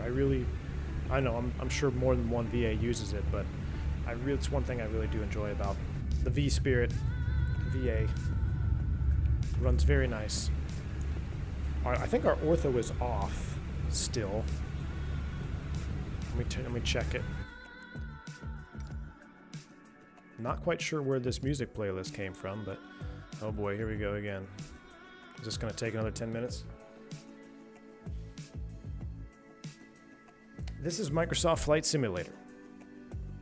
How do you know if a failure requires a QRH? Leonidas, so every ECAM that you get, you're going to dive into the COM or the QRH or the book, time permitting. So that's just how they teach it. Now, the Airbus, the ECAM, is going to keep you alive. That's why I think the Airbus, in particular, is such a good airplane to have random faults on when you're just flying in your sim at home, because you don't need to have a QRH, you don't need to have an FCOM, because the ECAM is going to keep you alive. Depending on the failure, you might miss a couple steps, but again, the ECAM will keep you alive. Hi everyone, did the new, what do I think about the RTX 4000 series card? Bring huge performance. Ooh, I don't know, Mohammed. I don't know enough about that. The RTX 4000 series cards, I really don't know enough about that. I hear Sim Update 10 is supposed to bring some pretty good performance enhancements. I personally can't complain. I know I'm running a pretty beefy rig, but there's beefier rigs out there, especially a processor. I have an older generation processor, but my performance has been pretty darn good. So I'm not sure about a 4000 series card yet. I'm not even really looking at that yet right now. I'm happy with my sim. I'm happy with the stability. So I say that, knock on wood, hopefully treading lightly, everything works out. But I will definitely keep my ear to the ground on that one though. All right, let's do this. Let's do a little bit of an outside view enjoyment, shall we? We're gonna go all the way down to like 1 on the volume. We're gonna go out here. We're gonna go over here. Let's go back.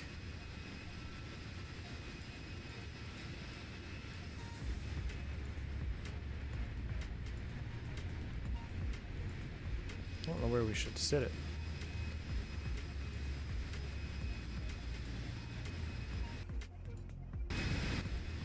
Even on 1 it seems kind of loud, doesn't it? Maybe it's just my headphones. Some compound failures need some additional info to be safe. Yes, chaos, and there we go. And that's kind of depending on the fault that you've injected into the sim. If you have compounding failures, again though, the ECAM is going to keep you alive even in a compounding failure. Now there's one failure where the ECAM will kill you, and I've talked about it on stream. Do you guys know?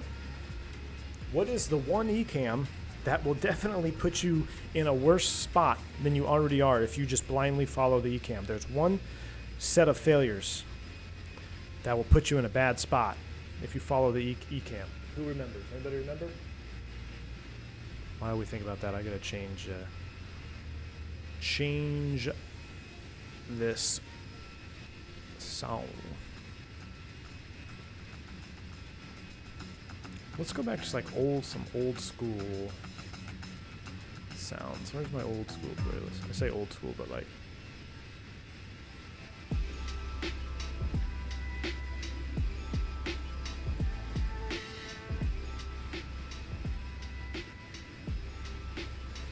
two engine fires. Engine fire after the other one failed. There you go, Richland Music. Yeah, you guys were on the right path with engine fire and engine stall. Yeah, pretty much engine fire, engine stall, close. Engine failure and an engine fire. So the problem with engine failure and engine fire simultaneously, the ECAM is going to do what it thinks is the most important one, which in 99.9% of other scenarios, an engine fire is the most important thing that you need to deal with.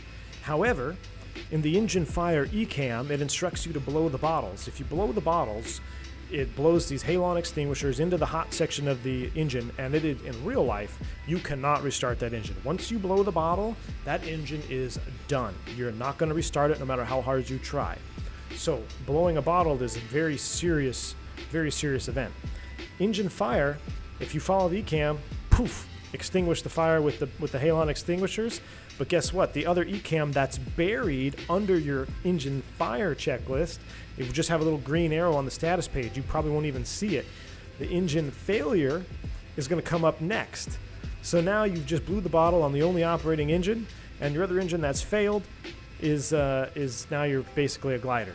So this is it's a very specific scenario where you really have to think about what is the best option. Now, generally speaking, if I've had let's say an engine failure and I've had a catastrophic failure on V1, so let's say going down the runway in Vegas, boom, go into a flock of birds, number one engine blows up, right? Blows up, you have amber X's on the ECAM, which means it's been damaged, there's no chance of a relight, engine one fail. Okay, now you're climbing out single engine, super hot and heavy, and it's just a really bad day, number two catches fire. Number two, even though it's on fire, it's still providing you some thrust. As soon as you blow the bottle on number two, you are a one-way ticket down. Now, engine fire, it's a situational thing. Theoretically, I've talked about this before, theoretically, these engine pylons are designed to burn clean and drop the engine off without burning the actual wing spar, melting the wing spar. Do I want to test this? No. But if my options are become a no-engine airplane into rising terrain, which is going to kill me 100%, or let one burn and hope that the engineers got it right and be able to at least make a turn back around to a safe landing area. Maybe it's a field, maybe it's not even a piece of runway, maybe it's just an open field where you can land and it's flat. I would rather take that course of action than blow the bottle and guarantee myself going into a mountain. So that's kind of the scenario you have to keep in mind, and that's one thing that's all about threat and air management during your briefing stage. So as of late where I work, we've even talked about where we have new briefings now where we analyze threats and different threats that can happen during the takeoff phase. And that's something that you would talk about, you know, Vegas especially, like we just took off from there. You've got rising terrain in all directions. Summertime, it can be extremely hot. You can be very heavy. You've got a lot of fuel. Maybe you're doing a transcon out of Vegas. So you got a lot of fuel, a lot of weight, and it's very hot. Those are all threats that you got to talk about. You got to think about ahead of time, because if you don't think about it ahead of time and you take off and you get in a bad situation, it's not going to be very good for you. Not going to be very good for you. All right, how much we got till 2:34? We'll go a little bit further here as we approach the Rockies, and then we're going to go ahead and start prepping for our arrival. God, I love it. Beautiful set.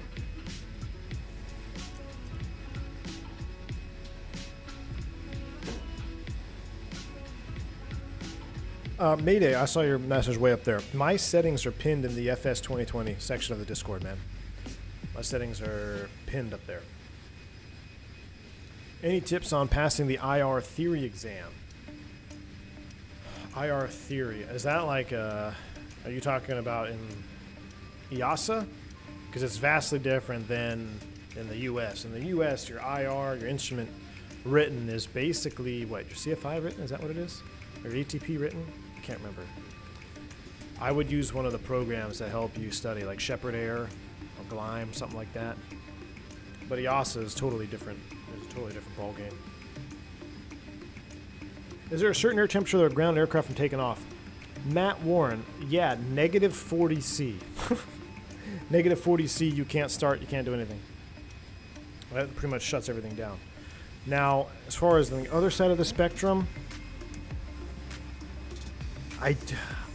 for some reason 52C comes to mind.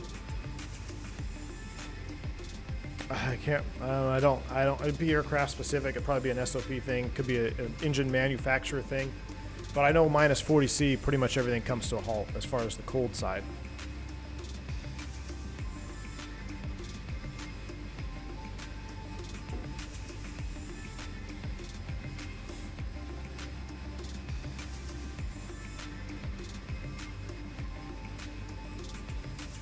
Flight Factor said the 320 X-Plane 12 update contains abnormals to pilot training level and do circuit. Okay, real quick, I'm gonna talk about Flight Factor. I'm probably gonna piss a lot of people off, and I probably shouldn't even talk about it. But from what I've seen, I gotta like, hold on. Let me just make sure we're good to go on time. Yeah, we are. All right, I'll turn this down a little bit. So, Flight Factor, from what I've seen for X-Plane 12 on the A320, please do not buy that upgrade, at least not yet. The textures look atrocious. The airplane nose wheel steering doesn't even work with the default pushback, even though it's supposedly rendered for 12. In my opinion, that $20 cash grab from Flight Factor to update an incomplete airplane to another incomplete airplane and an incomplete beta sim is the biggest insult to the community that I've seen in quite some time. Do not spend your $20 on that junk, okay?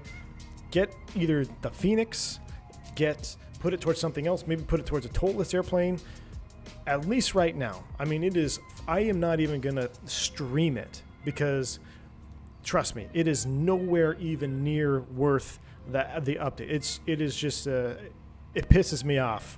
Let's just put it that way. What they've done and what they're doing to get money is just, no. Please do not do it. Your money will be better spent in virtually anything else.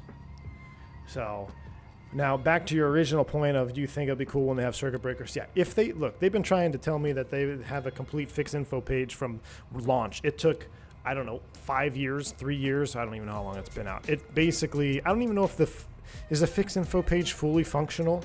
I know you can put rad stuff in there, but can you add like the waypoint altitude and all that stuff? Forever, you couldn't do that. So just don't don't go down that path yet, at least. I don't know if they want the cash flow or what it is, but that whole thing is just, it's unacceptable. 50C, thank you, Symbol. I remember Phoenix, shut down a few years ago. I remember that. That's what I was thinking about too. 50 degrees Celsius definitely has some issues. Yeah, absolutely. Why is negative 40C a no-go and how different is it from negative 35? Because that's for engine starting limitations. So I know for the starting limitations, minus 40C, minus 42C, a lot of things really start to not work. Like you can't get them warmed up, you can't get it to turn over. And it has to do with engines, hydraulics, and even batteries. So we even have these cold soap procedures where you have to do special procedures for super cold climates, which maybe we can get into this winter. We do some winter operations. But yeah, minus 40 is pretty much standard across the board for really putting a halt to things in cold weather. And 50C is the opposite. Fly-by-wire created a fixed info within 2 years. Yeah, I know. Exactly. I know, man. That's what I'm talking about. Just unreal. In X-Plane 12, the first ECAM action following an engine failure is cross-bleed open. Pilot training level my butt. Maxon, exactly, dude. I tried to do, even in X-Plane 11, when I was doing my check ride preparation streams. Ooh, we have an operations from Spirit Ops here. Check this out. Let me just take a break from my rant because we need to enjoy this. This is my newest favorite feature for vSpirit. Automated uplink, and guys, this is pretty much verbatim out of what the real aircraft get for gate assignments. Gate assignment for Flight 906 arriving Denver is Charlie 48. Ground power, yes. Ground power, air, yes. Ops frequency is 3105. So I could put that over here in the nav2 radio, 3105. Have it ready to go. Absolutely love this feature from vSpirit. It's just such a neat little immersion thing. Next page over is keep APU shut down when able. This is the automated service provided by vSpirit.io. It's in the beta. So they're still in the beta version of that gate message, but how sweet is that, huh? How sweet was that? Absolutely love it.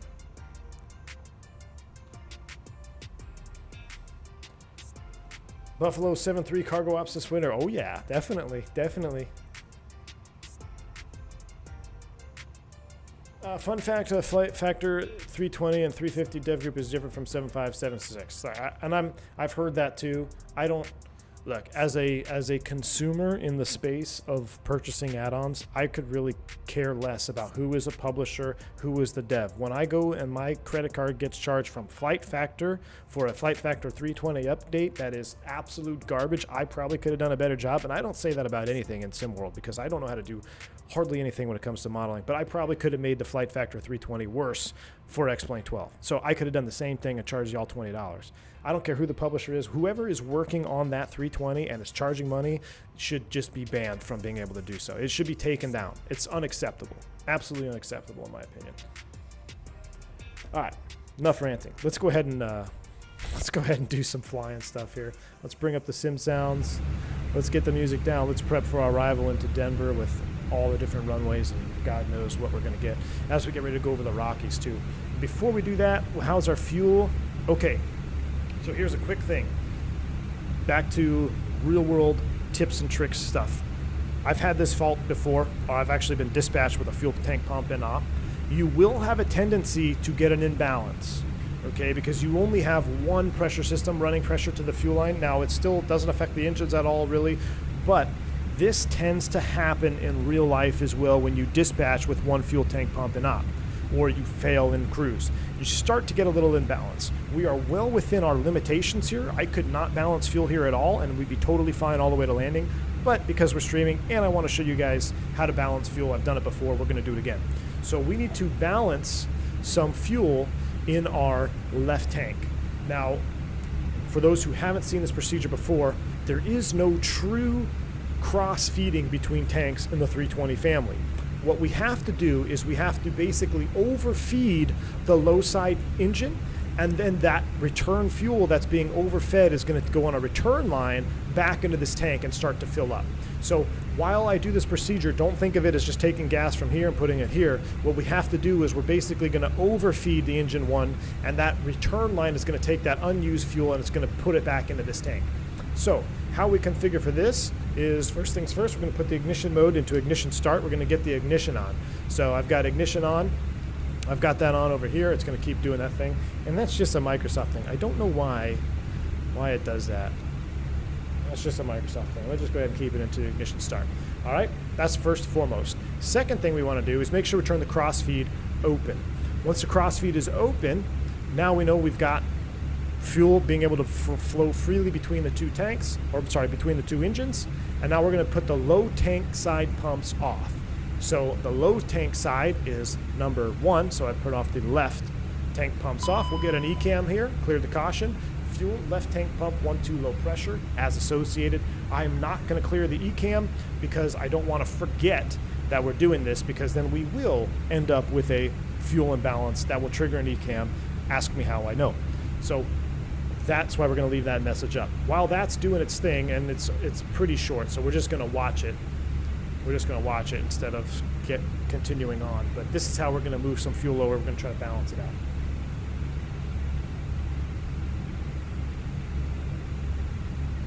So you can see here now with both fuel tank pumps off, it just says gravity feed only, which is totally normal. And if you clear if I were to clear it, which I'll clear it for training purposes here, we're going to have and actually there's an additional message in the real airplane now that says avoid negative G's. That's just another info message that would pop up there. So that would be, that's in the newer airplanes. So right now we are trying to bring fuel over. Let's go ahead and get some information from Denver. Let's do weather, request, KDEN, boom, send it, return, received, weather data. What do we got? So over here on the perf screen, next phase approach. Winds are 020 at 7, 3008 on the altimeter, and temperature of 17. Beautiful day in Denver. Good miss. Love it. Take a look at our fuel, 2770, 2840. So we're slowly but surely getting over there. I do not know. Let's just see. The bottom of the star, I'm going to set 20 right now just because we're starting to have a lot of things happening here. And I'm a single pilot, so I'm trying to just get myself ahead. I don't know what the bottom is, but we're going to set 20 for now. Let's come over to our charts. Look what we got here. Great question. How do I know? Because it's happened to me in real life. You'd be like, oh, transfer fuel. Oh, I'll just go ahead and clear. I had the FO clear the ECAM, or he cleared it, I think. And I was like, whatever, I'll remember. About 30 minutes later, ding, fuel imbalance. Crossfeed procedure apply. I'm like, oh shit. And you look and you just fed like 2,000 pounds over. You know, I mean, the airplane will still fly, but it'll eventually get to the point where it triggers an ECAM, and sure enough, yeah, you'll get the ECAM. All right, arrival, we're on the ski. Ski 3 RNF. Still using 7 and 3.5 right for landing. Beautiful. I think I have 3.5 right in the box. So that's the ski. Looks like bottom out at 11. Oh, that's for northbound. So yeah, 11. And let's look at approach. And 3.5 right is what I have in the box, I think, right? So ILS. No? What the hell? Now, see, this is why I hate Denver. I hate Denver. It's too confusing. Like, where's the 10.9 page? Why are you, like, all out of order?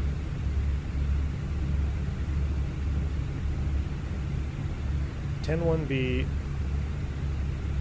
Why is it a 1901? See, like, why does Denver have to be special? That's not what I want. Where the hell is the 10.9 page? Oh, it's under ground charts. There you go. That's my fault. User error. I still hate Denver, though.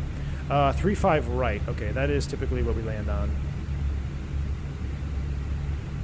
I will not abide to the Denver slander. Sorry, Tyson. 3.4, 3.4, 3.5 left, 3.5 left. This is just so excessive. 3.5 right. Here we go. Look, we're missing all the super juice Rocky Mountain views, and from pro pilot experience, let's go ahead and get the seatbelt sign on, or I should say fake pilot experience. We also need a decel. Let's go ahead and start down. Look, we overfed already. 2770. So first things first, let's go ahead and get our pumps on. Fault lights, well, that one stays off. Close the crossfeed. Turn the ignition switch off. Cross-feeding is complete. We're now 100 pounds out of balance because we got sidetracked. Left tank pump off. That's associated with our failure. We're starting down. We're going to overspeed, aren't we? Yes, we are. I'm going to go ahead and select speed. I'm going to go ahead and dial you back. Oh, buddy. Speed brake just a little bit. If you're ever in a 320 and right when you start down the speed brake comes up, that means the pilot screwed up because he's trying to slow down and he didn't change his. I should be coming down at least 7-8 here with the Rockies. Coming in over the Rockies, 43 knot winds. Yeah, we're going to get smashed.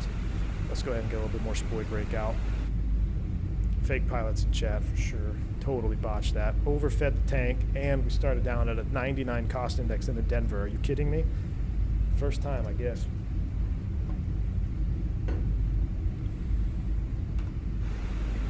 All right, we're slowing down. We're 7. I'm actually going to do 7-7. Okay, we're going to do 7-7. Here's a real-world example. So I screwed up the descent, right? I can't change my managed speed, but what I'm going to do is I'm going to do cruise altitude of 200. We're recruised, so now I can go perf. Next phase, descent. I want to do 7.6 and 300. Now I can edit it, right? Boom. And now I can manage the descent, and we're going to set 11,000, and we're going to manage the speed. So now look at that, 7.6 managed in the descent. So that was the recruise procedure. And now because we're a little bit high on profile, we're going to start diving like banshees. So that's also real airplane will do that. It's uncomfortable, it's a little bit sketch, but for up front it's kind of fun for us. But if you ever feel your stomach go into your throat, you just witness what's happening in the cockpit. So next time you're flying to Denver, if your stomach ends up in your throat, you see the speed brakes come out, you know they were reading too many USA Todays, or I guess there's not even newspapers anymore. They're probably bidding for next month's schedule. Why are we, but now we're 8,000 feet high.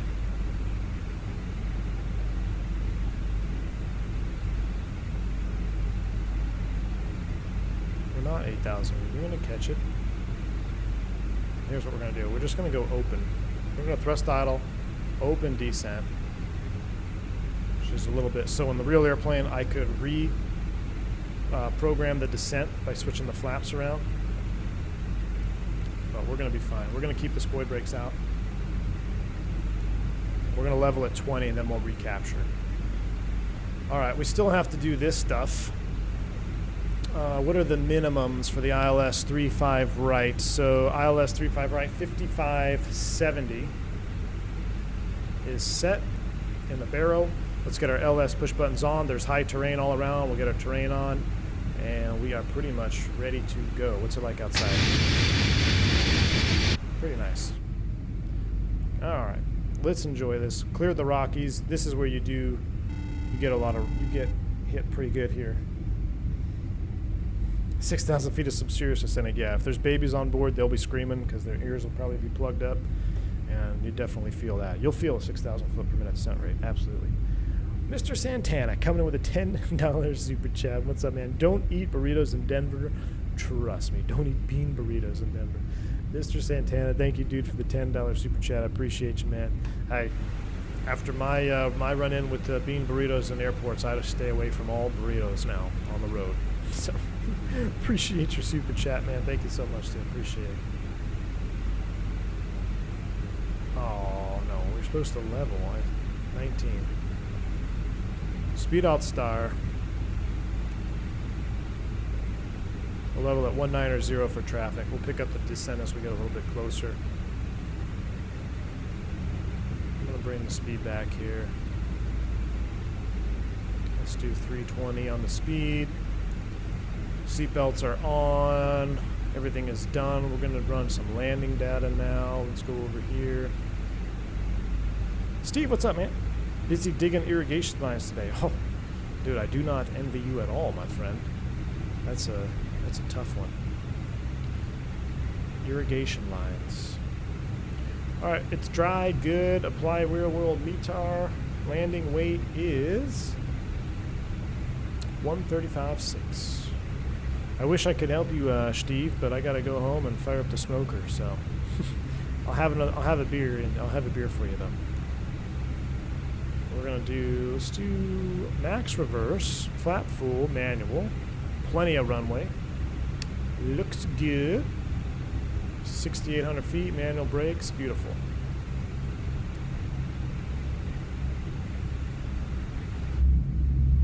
What's the best way to fix a path too steep warning? Hit the clear button. In the real airplane, there's a variety of things you could do to recalculate your descent path by either changing your flap configuration or recruising it in the progress page like I showed you. But on some arrivals, it's just hard programmed. The Airbus thinks it's too steep, i.e. Los Angeles. Angel 4, I believe it's Angel 4, the Hollywood, coming in on those arrivals, you'll get a too steep path message just because of the constraints, the way that they are laid out. Airbus in our current FMS database will trigger that too steep warning. So just hit the clear button and just be on top of it. Now in FMS 2, that's going to change.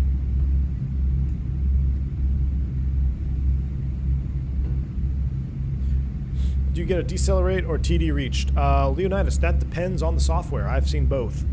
I can't tell you which ones were which. I think TOD reached is on the NEOs and on the newer FMS databases. I'm pretty sure decelerate is on the older Airbuses, which would make sense because we're in the Phoenix and it does have a little bit older simulation going on here.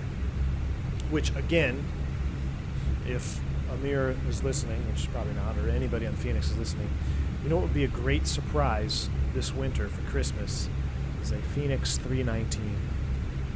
Like that would be this airplane, this cockpit layout, the way that this is older and grimier. Like just look at this. This looks like 319 to me. Just straight up 319.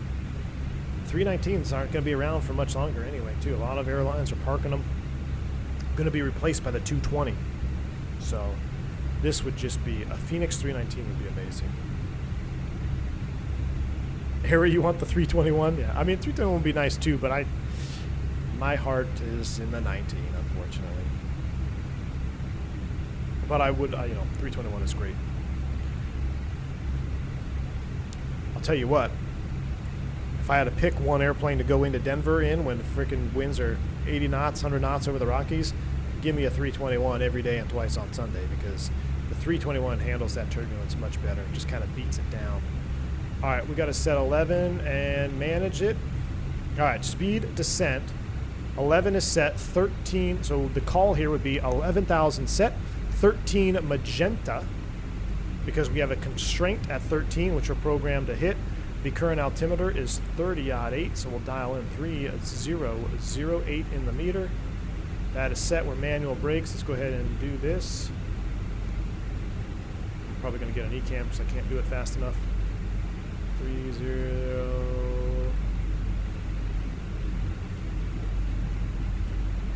Got it. 30-8. All right, speed descent nav. We're on profile. Manage speed. What are you calling for? 250. We're slowing down. Minibus 319 rocket ship, exactly. Blue Max Spirit still has 19 Neo orders. Yes, they do, and I guarantee you JetBlue is going to axe those, my friend. JetBlue is going to axe those.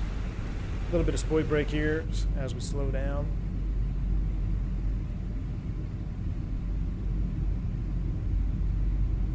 Let's get flight recorder up because we want to see the replay. That's coming online. Look, and I always complained about Microsoft in the replay mode. I gotta tell you, if you're in Microsoft, get the flight recorder replay system. It's free, I believe. Flight Sim TO. It is, in my opinion, the best replay system for Microsoft. It works flawlessly with PMDG, and it works good with the other airplanes too. The only downside with the Phoenix is it will deploy your spoilers. And you'll have spoilers up in the replay, I think. But other than that, you'll get reverse animations, you'll get landing gear animations, you get everything. It really, really works good. Highly recommend that plugin for a replay system. Now, I had a lot of stuff. Let's just make sure our data is on as we come in here. Okay, we're on. Good. Everything is on. We're streaming ortho. We're coming in. Worst time of the day. Should we land at midday or should we juice up with sunset. Oh, look at this coming in over here. Look at the clouds over there. This is very true too. Coming over the mountains. So what happens? The air comes up. It gets cooled as it gets cooled over the orographical lifting of the terrain. Cools to the dew point, creates visible moisture, creates clouds on the flat side here. Very true.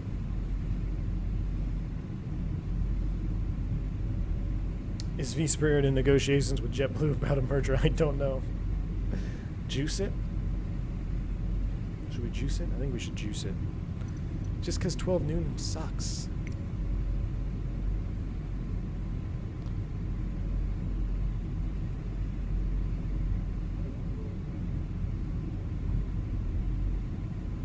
I hope vSpirit doesn't get mad at me for that. There we go. That's more juice right there. Upslope fog. Yes, Santiago Montoya. Yes. Alright, I'm just going to go open descent to 11 because we're getting a little bit sloppy. And we are actually mile high, so flight attendants prepare for landing. Forward call. Let's go ahead. We don't have ATC on, so let's go ahead and get all of our lights on.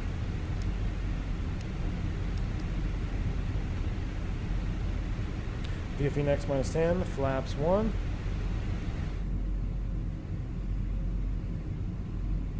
Tiller cam's coming on, or there we go, baby. Dougal McTavish, howdy sir, hope you're doing well. Welcome to the stream, my friend. Oh yeah, now we get some lights on. There, that's the cockpit we're looking for. Flying in midday is so overrated.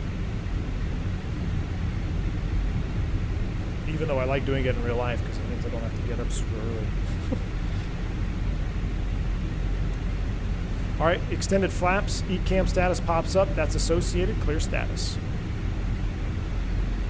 1,000 to go, check. And I'm actually going to do this. We're going to go ahead and select speed 210. We're going to activate and confirm the approach phase.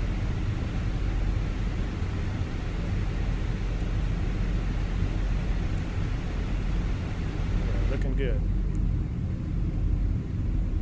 Oh man, look at that view, folks, huh? Have you heard anyone developing a 340 for Microsoft? No, unfortunately I have not. Like, you know, here's some orthos that you could probably make those look better and explain if you did your own, but you know how much ortho I had to convert for this flight? None. Speed alt star, stow the speed brakes. We're level 1,000 feet here, 210 knots. Our next constraint drum at or above 9. Let's go ahead and just, I'll tell you what. What's our final approach fixed altitude? Let's descend and maintain 7,000. So Spear Wings 906, descend and maintain 7,000. Cleared ILS 25 left approach.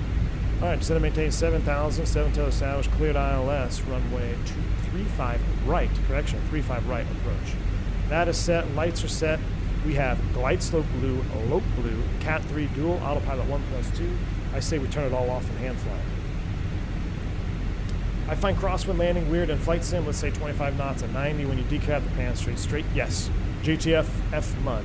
I 100% agree with you, and even more so in the Phoenix. And the Phoenix struggles in crosswinds. Now, some people seem to have the issue. Some people do not. It might be a hardware-related issue. But with my current tiller setup, my rudder pedals, landing in crosswinds in the Phoenix is not very realistic. I will tell you that. And maybe that has something to do with the flight model, and maybe that'll change with the CFD update. But the caveat to that is some airplanes land great. PMDG 737. Oh, come on again. 737 or BAE 146, they all land great in crosswinds. So could be a hardware setup on my end, but that is a flight sim limitation that we are dealing with. So you're not alone on that one.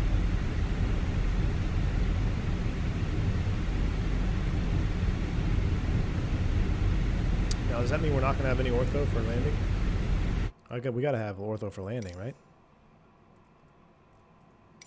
That's on back. Resume. 9 for 7. Let's hand fly the boy. Let's do it. I like where your head's at. Autopilot's off. Flight director's off. Give me the bird. I'm going to leave the LS on so we can kind of keep track of our speed. 2,500. Proper way to disconnect the auto thrust is match and mash, but since it's at idle, I'm just going to go ahead and bring the thrust levers to idle anyway, which is matching their position. Auto thrust ECAM is normal, auto thrust is off. I'm going to push for managed speed. I'm also going to start the replay. Birds in chat. Here we go. 3-5 left, I can already see the lights there. We're going to let it come back to about 180 knots on our way down to 7. We're already below the slope, so we're ahead of the airplane here. Matter of fact, I can even shallow out the descent even more.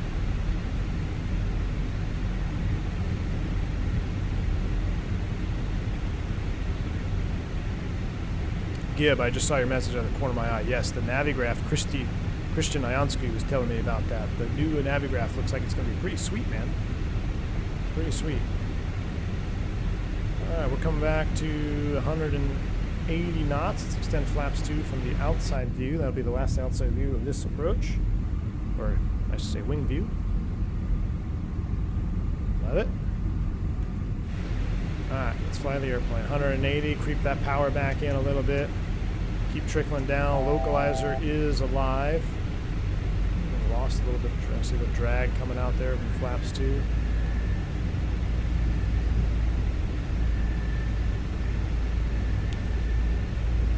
Denver traffic. Spearwings 906 on final. 35 right, Denver.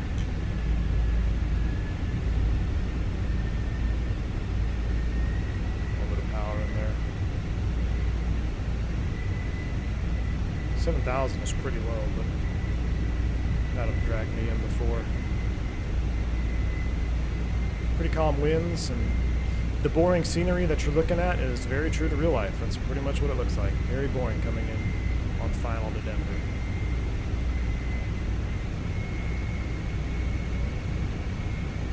So this is where I can tell pitch and power is off in the 320. For flaps 280 knots, I feel like this is a bit much.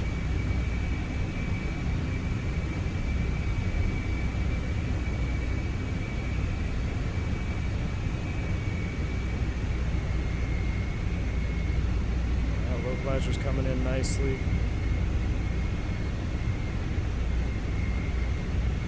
A little bit of crosswind picking up. Now we only have about 500 feet to be stable, so it's going to be pretty quick at the glide slope intercept. We're going to dirty up quick. I'm just kind of holding the 7300 to help me out here, because if I were to go all the way down to 7, it'd be even quicker. Alright, here comes the glide slope.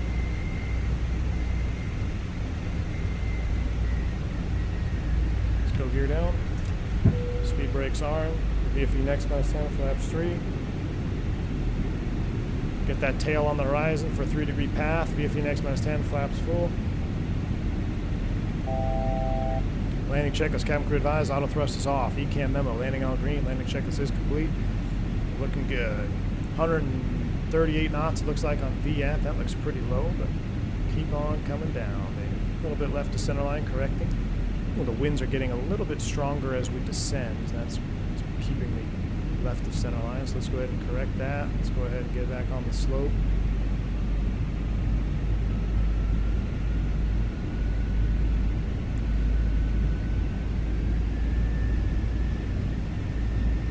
$1,000 feet, stable, correcting, landing.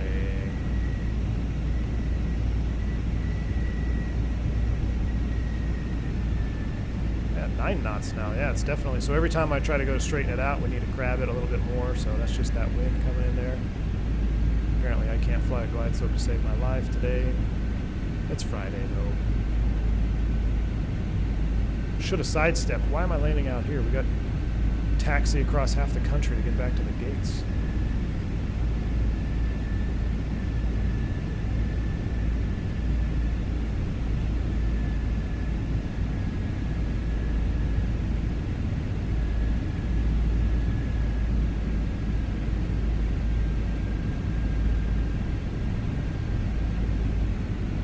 $500.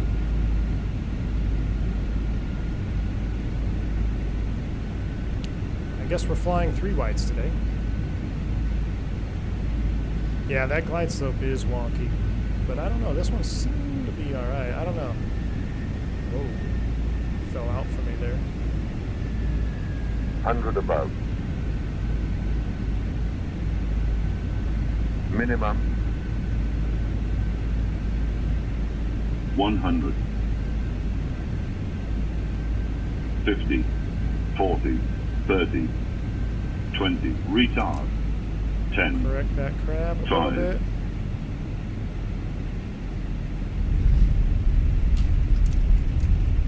Spoilers. Reverse green. Runway is not that slopey in real life. Really let the reversers work here. You're going to have hot brakes. Let those reversers work. Yeah, we'll take the next one even. Keep it rolling. Haven't even touched the brakes yet. 70 knots. Now I'm going to tap the brakes. Keep those idle reversers out.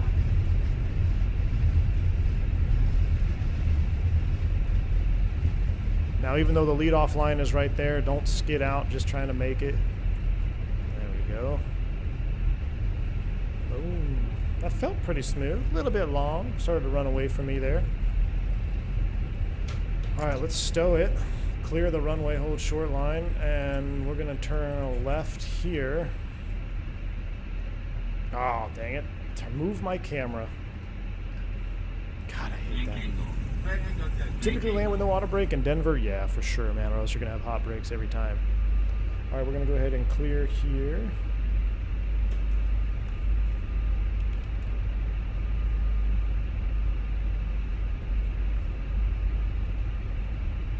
Taxi to the gate. We'll go ahead and stop the record. This is Microsoft Flight Simulator, my friend. We're going to leave the lights on. We're going to taxi up this hill. 40% thrust.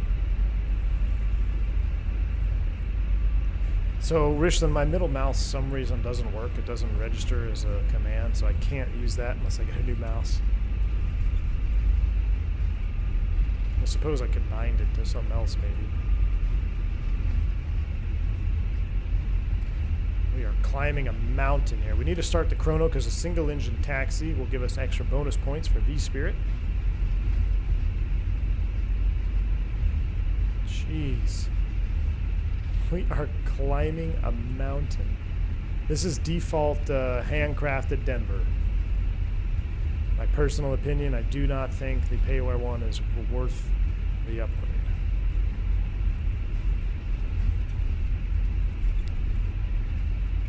No, it is not that hilly in real life. It's just the scenery, I promise you. All right, we gotta cross the left runway. Finals left, clear to cross, clear right, clear to cross.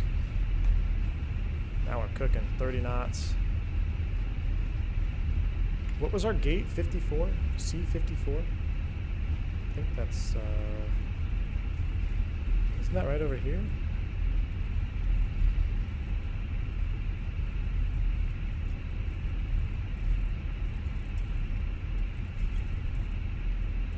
Denver.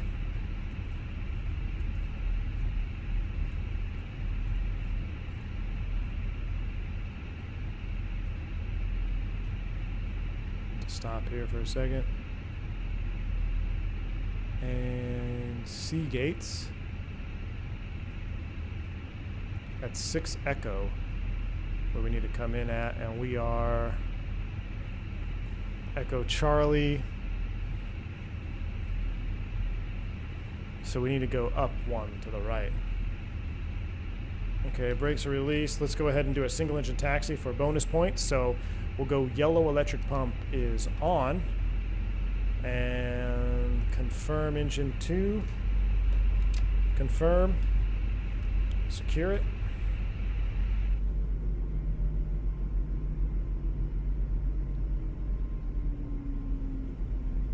Nice little spool down.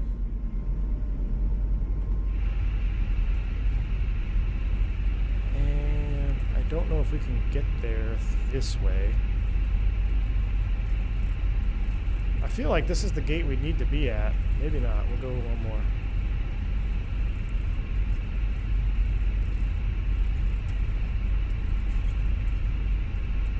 We got a car coming that's going to run right into us. We're not going to look at it.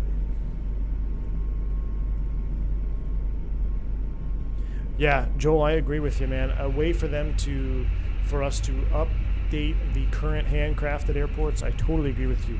Some of the default airports in Microsoft are just atrocious. You're absolutely correct. There's no denying that at all.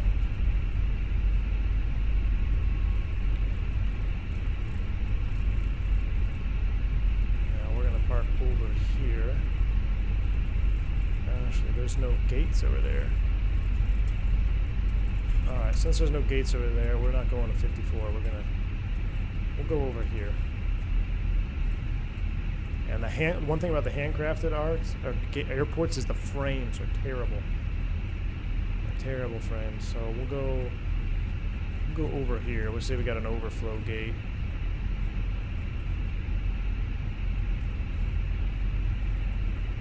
We'll take that one right there on our left side.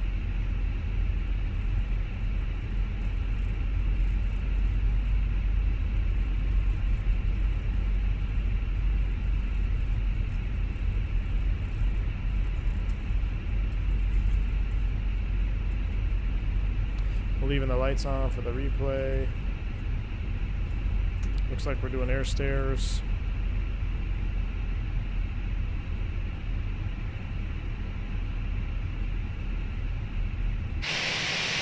A little bit off.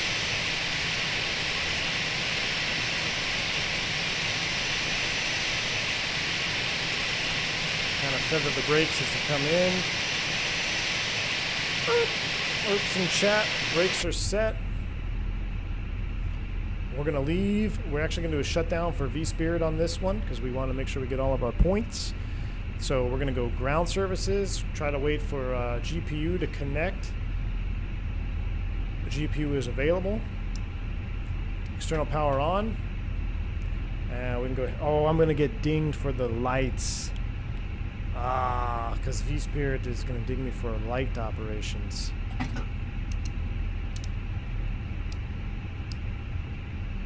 We'll reconfigure before the replay. 5% on the N1. Then we can turn the beacon off.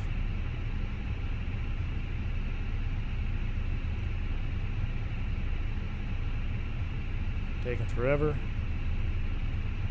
And we'll just dismiss that. Beacon light off.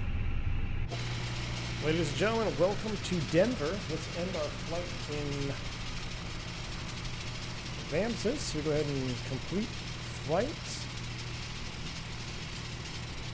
File PIREP. It's been filed successfully. And you can see here on the... I'll go back to this cam. We are complete. This said 193. Felt smoother than that. Everything looks good. vSpirit ops, any more information? Nope, everything else looks good. And our flight is complete, so we can go ahead and close this, and we can do replay. So I'm going to put us into replay mode like this, and we're going to get our lights. First things first, we're going to get our lights on.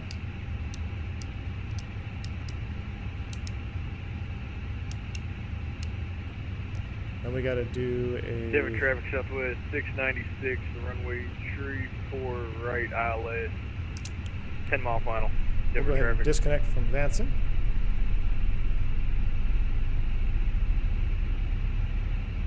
Once our engines get started here, we'll be able to go right back into replay. This is another reason why I like this replay system. Our engines are back on. Let's extend flaps to full, reconfigure.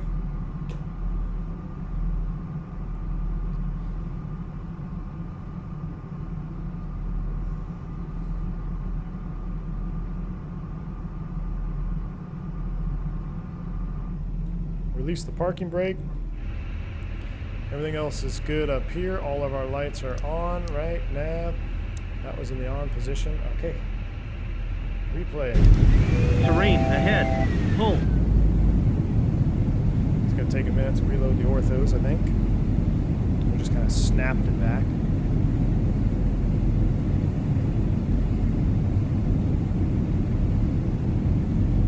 Let's make sure. Yep, everything's back. Just going to take a second to reload it.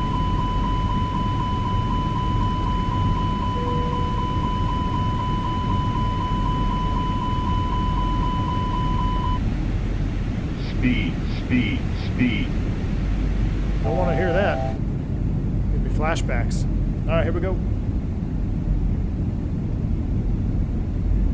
This is Flight Recorder. Flight Recorder. Highly recommend that replay system. KLAS, is that what's going on? Yeah, there's something going on with the servers at Microsoft.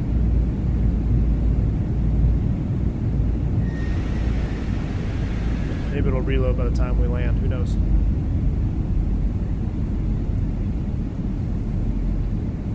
A toggle might do wonders. Let's try that. Actually, let's do this. Let's go ahead and pause replay. Let's go general options, data, and photogrammetry off, and then on, apply, let it redo its thing here. It might take a minute, and then we'll be able to watch our replay with all the juice.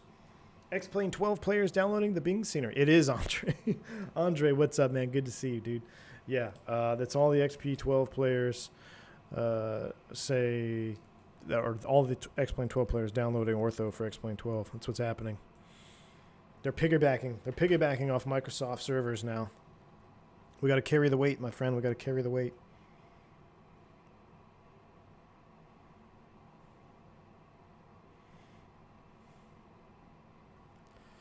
Come on, replay. Come on, replay. Do you ever record the paper rip sounds? Oh, KLAS, I actually did. But you know what? The ones that he implemented were pretty darn good. So I'm not sure if it's worth me even sending it over, but I think I have some video of it. There we go. Look at there we go. Flaps bug. Flaps are jiggling. We got our ortho back. There we go, folks. This is why we sim. This sim. Let me turn off the cabin lights.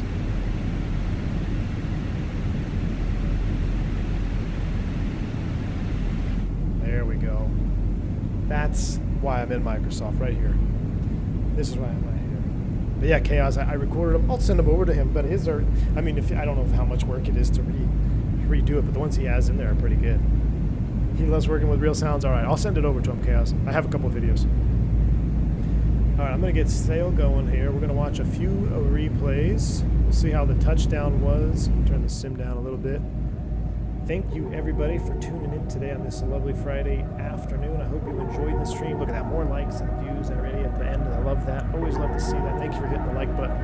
I will probably not be streaming tomorrow or Sunday. Football season is kicking off. Having a big cookout on Sunday. If you're in the Discord and you like food, make sure you check the food section. I'll be posting in some of my goodies that we'll be cooking out. Next week, I'm back to work flying the real Airbus. Maybe Monday. Monday morning-ish, we might do a stream. We might be in the 146. We might be back in South America, or we might be doing a long-haul X-Plane 12 340. We'll have to find out. I'll put a poll up in chat. I'll put a poll up for commercial members only. It's going to be an exclusive commercial member only poll for what we're going to do on Monday. I hope you guys enjoy the rest of your weekend. Thank you for hanging out with me today. Until next time, stay safe, stay healthy. See yas in chat. I'm V1. Go Broncos. Let's ride. See ya.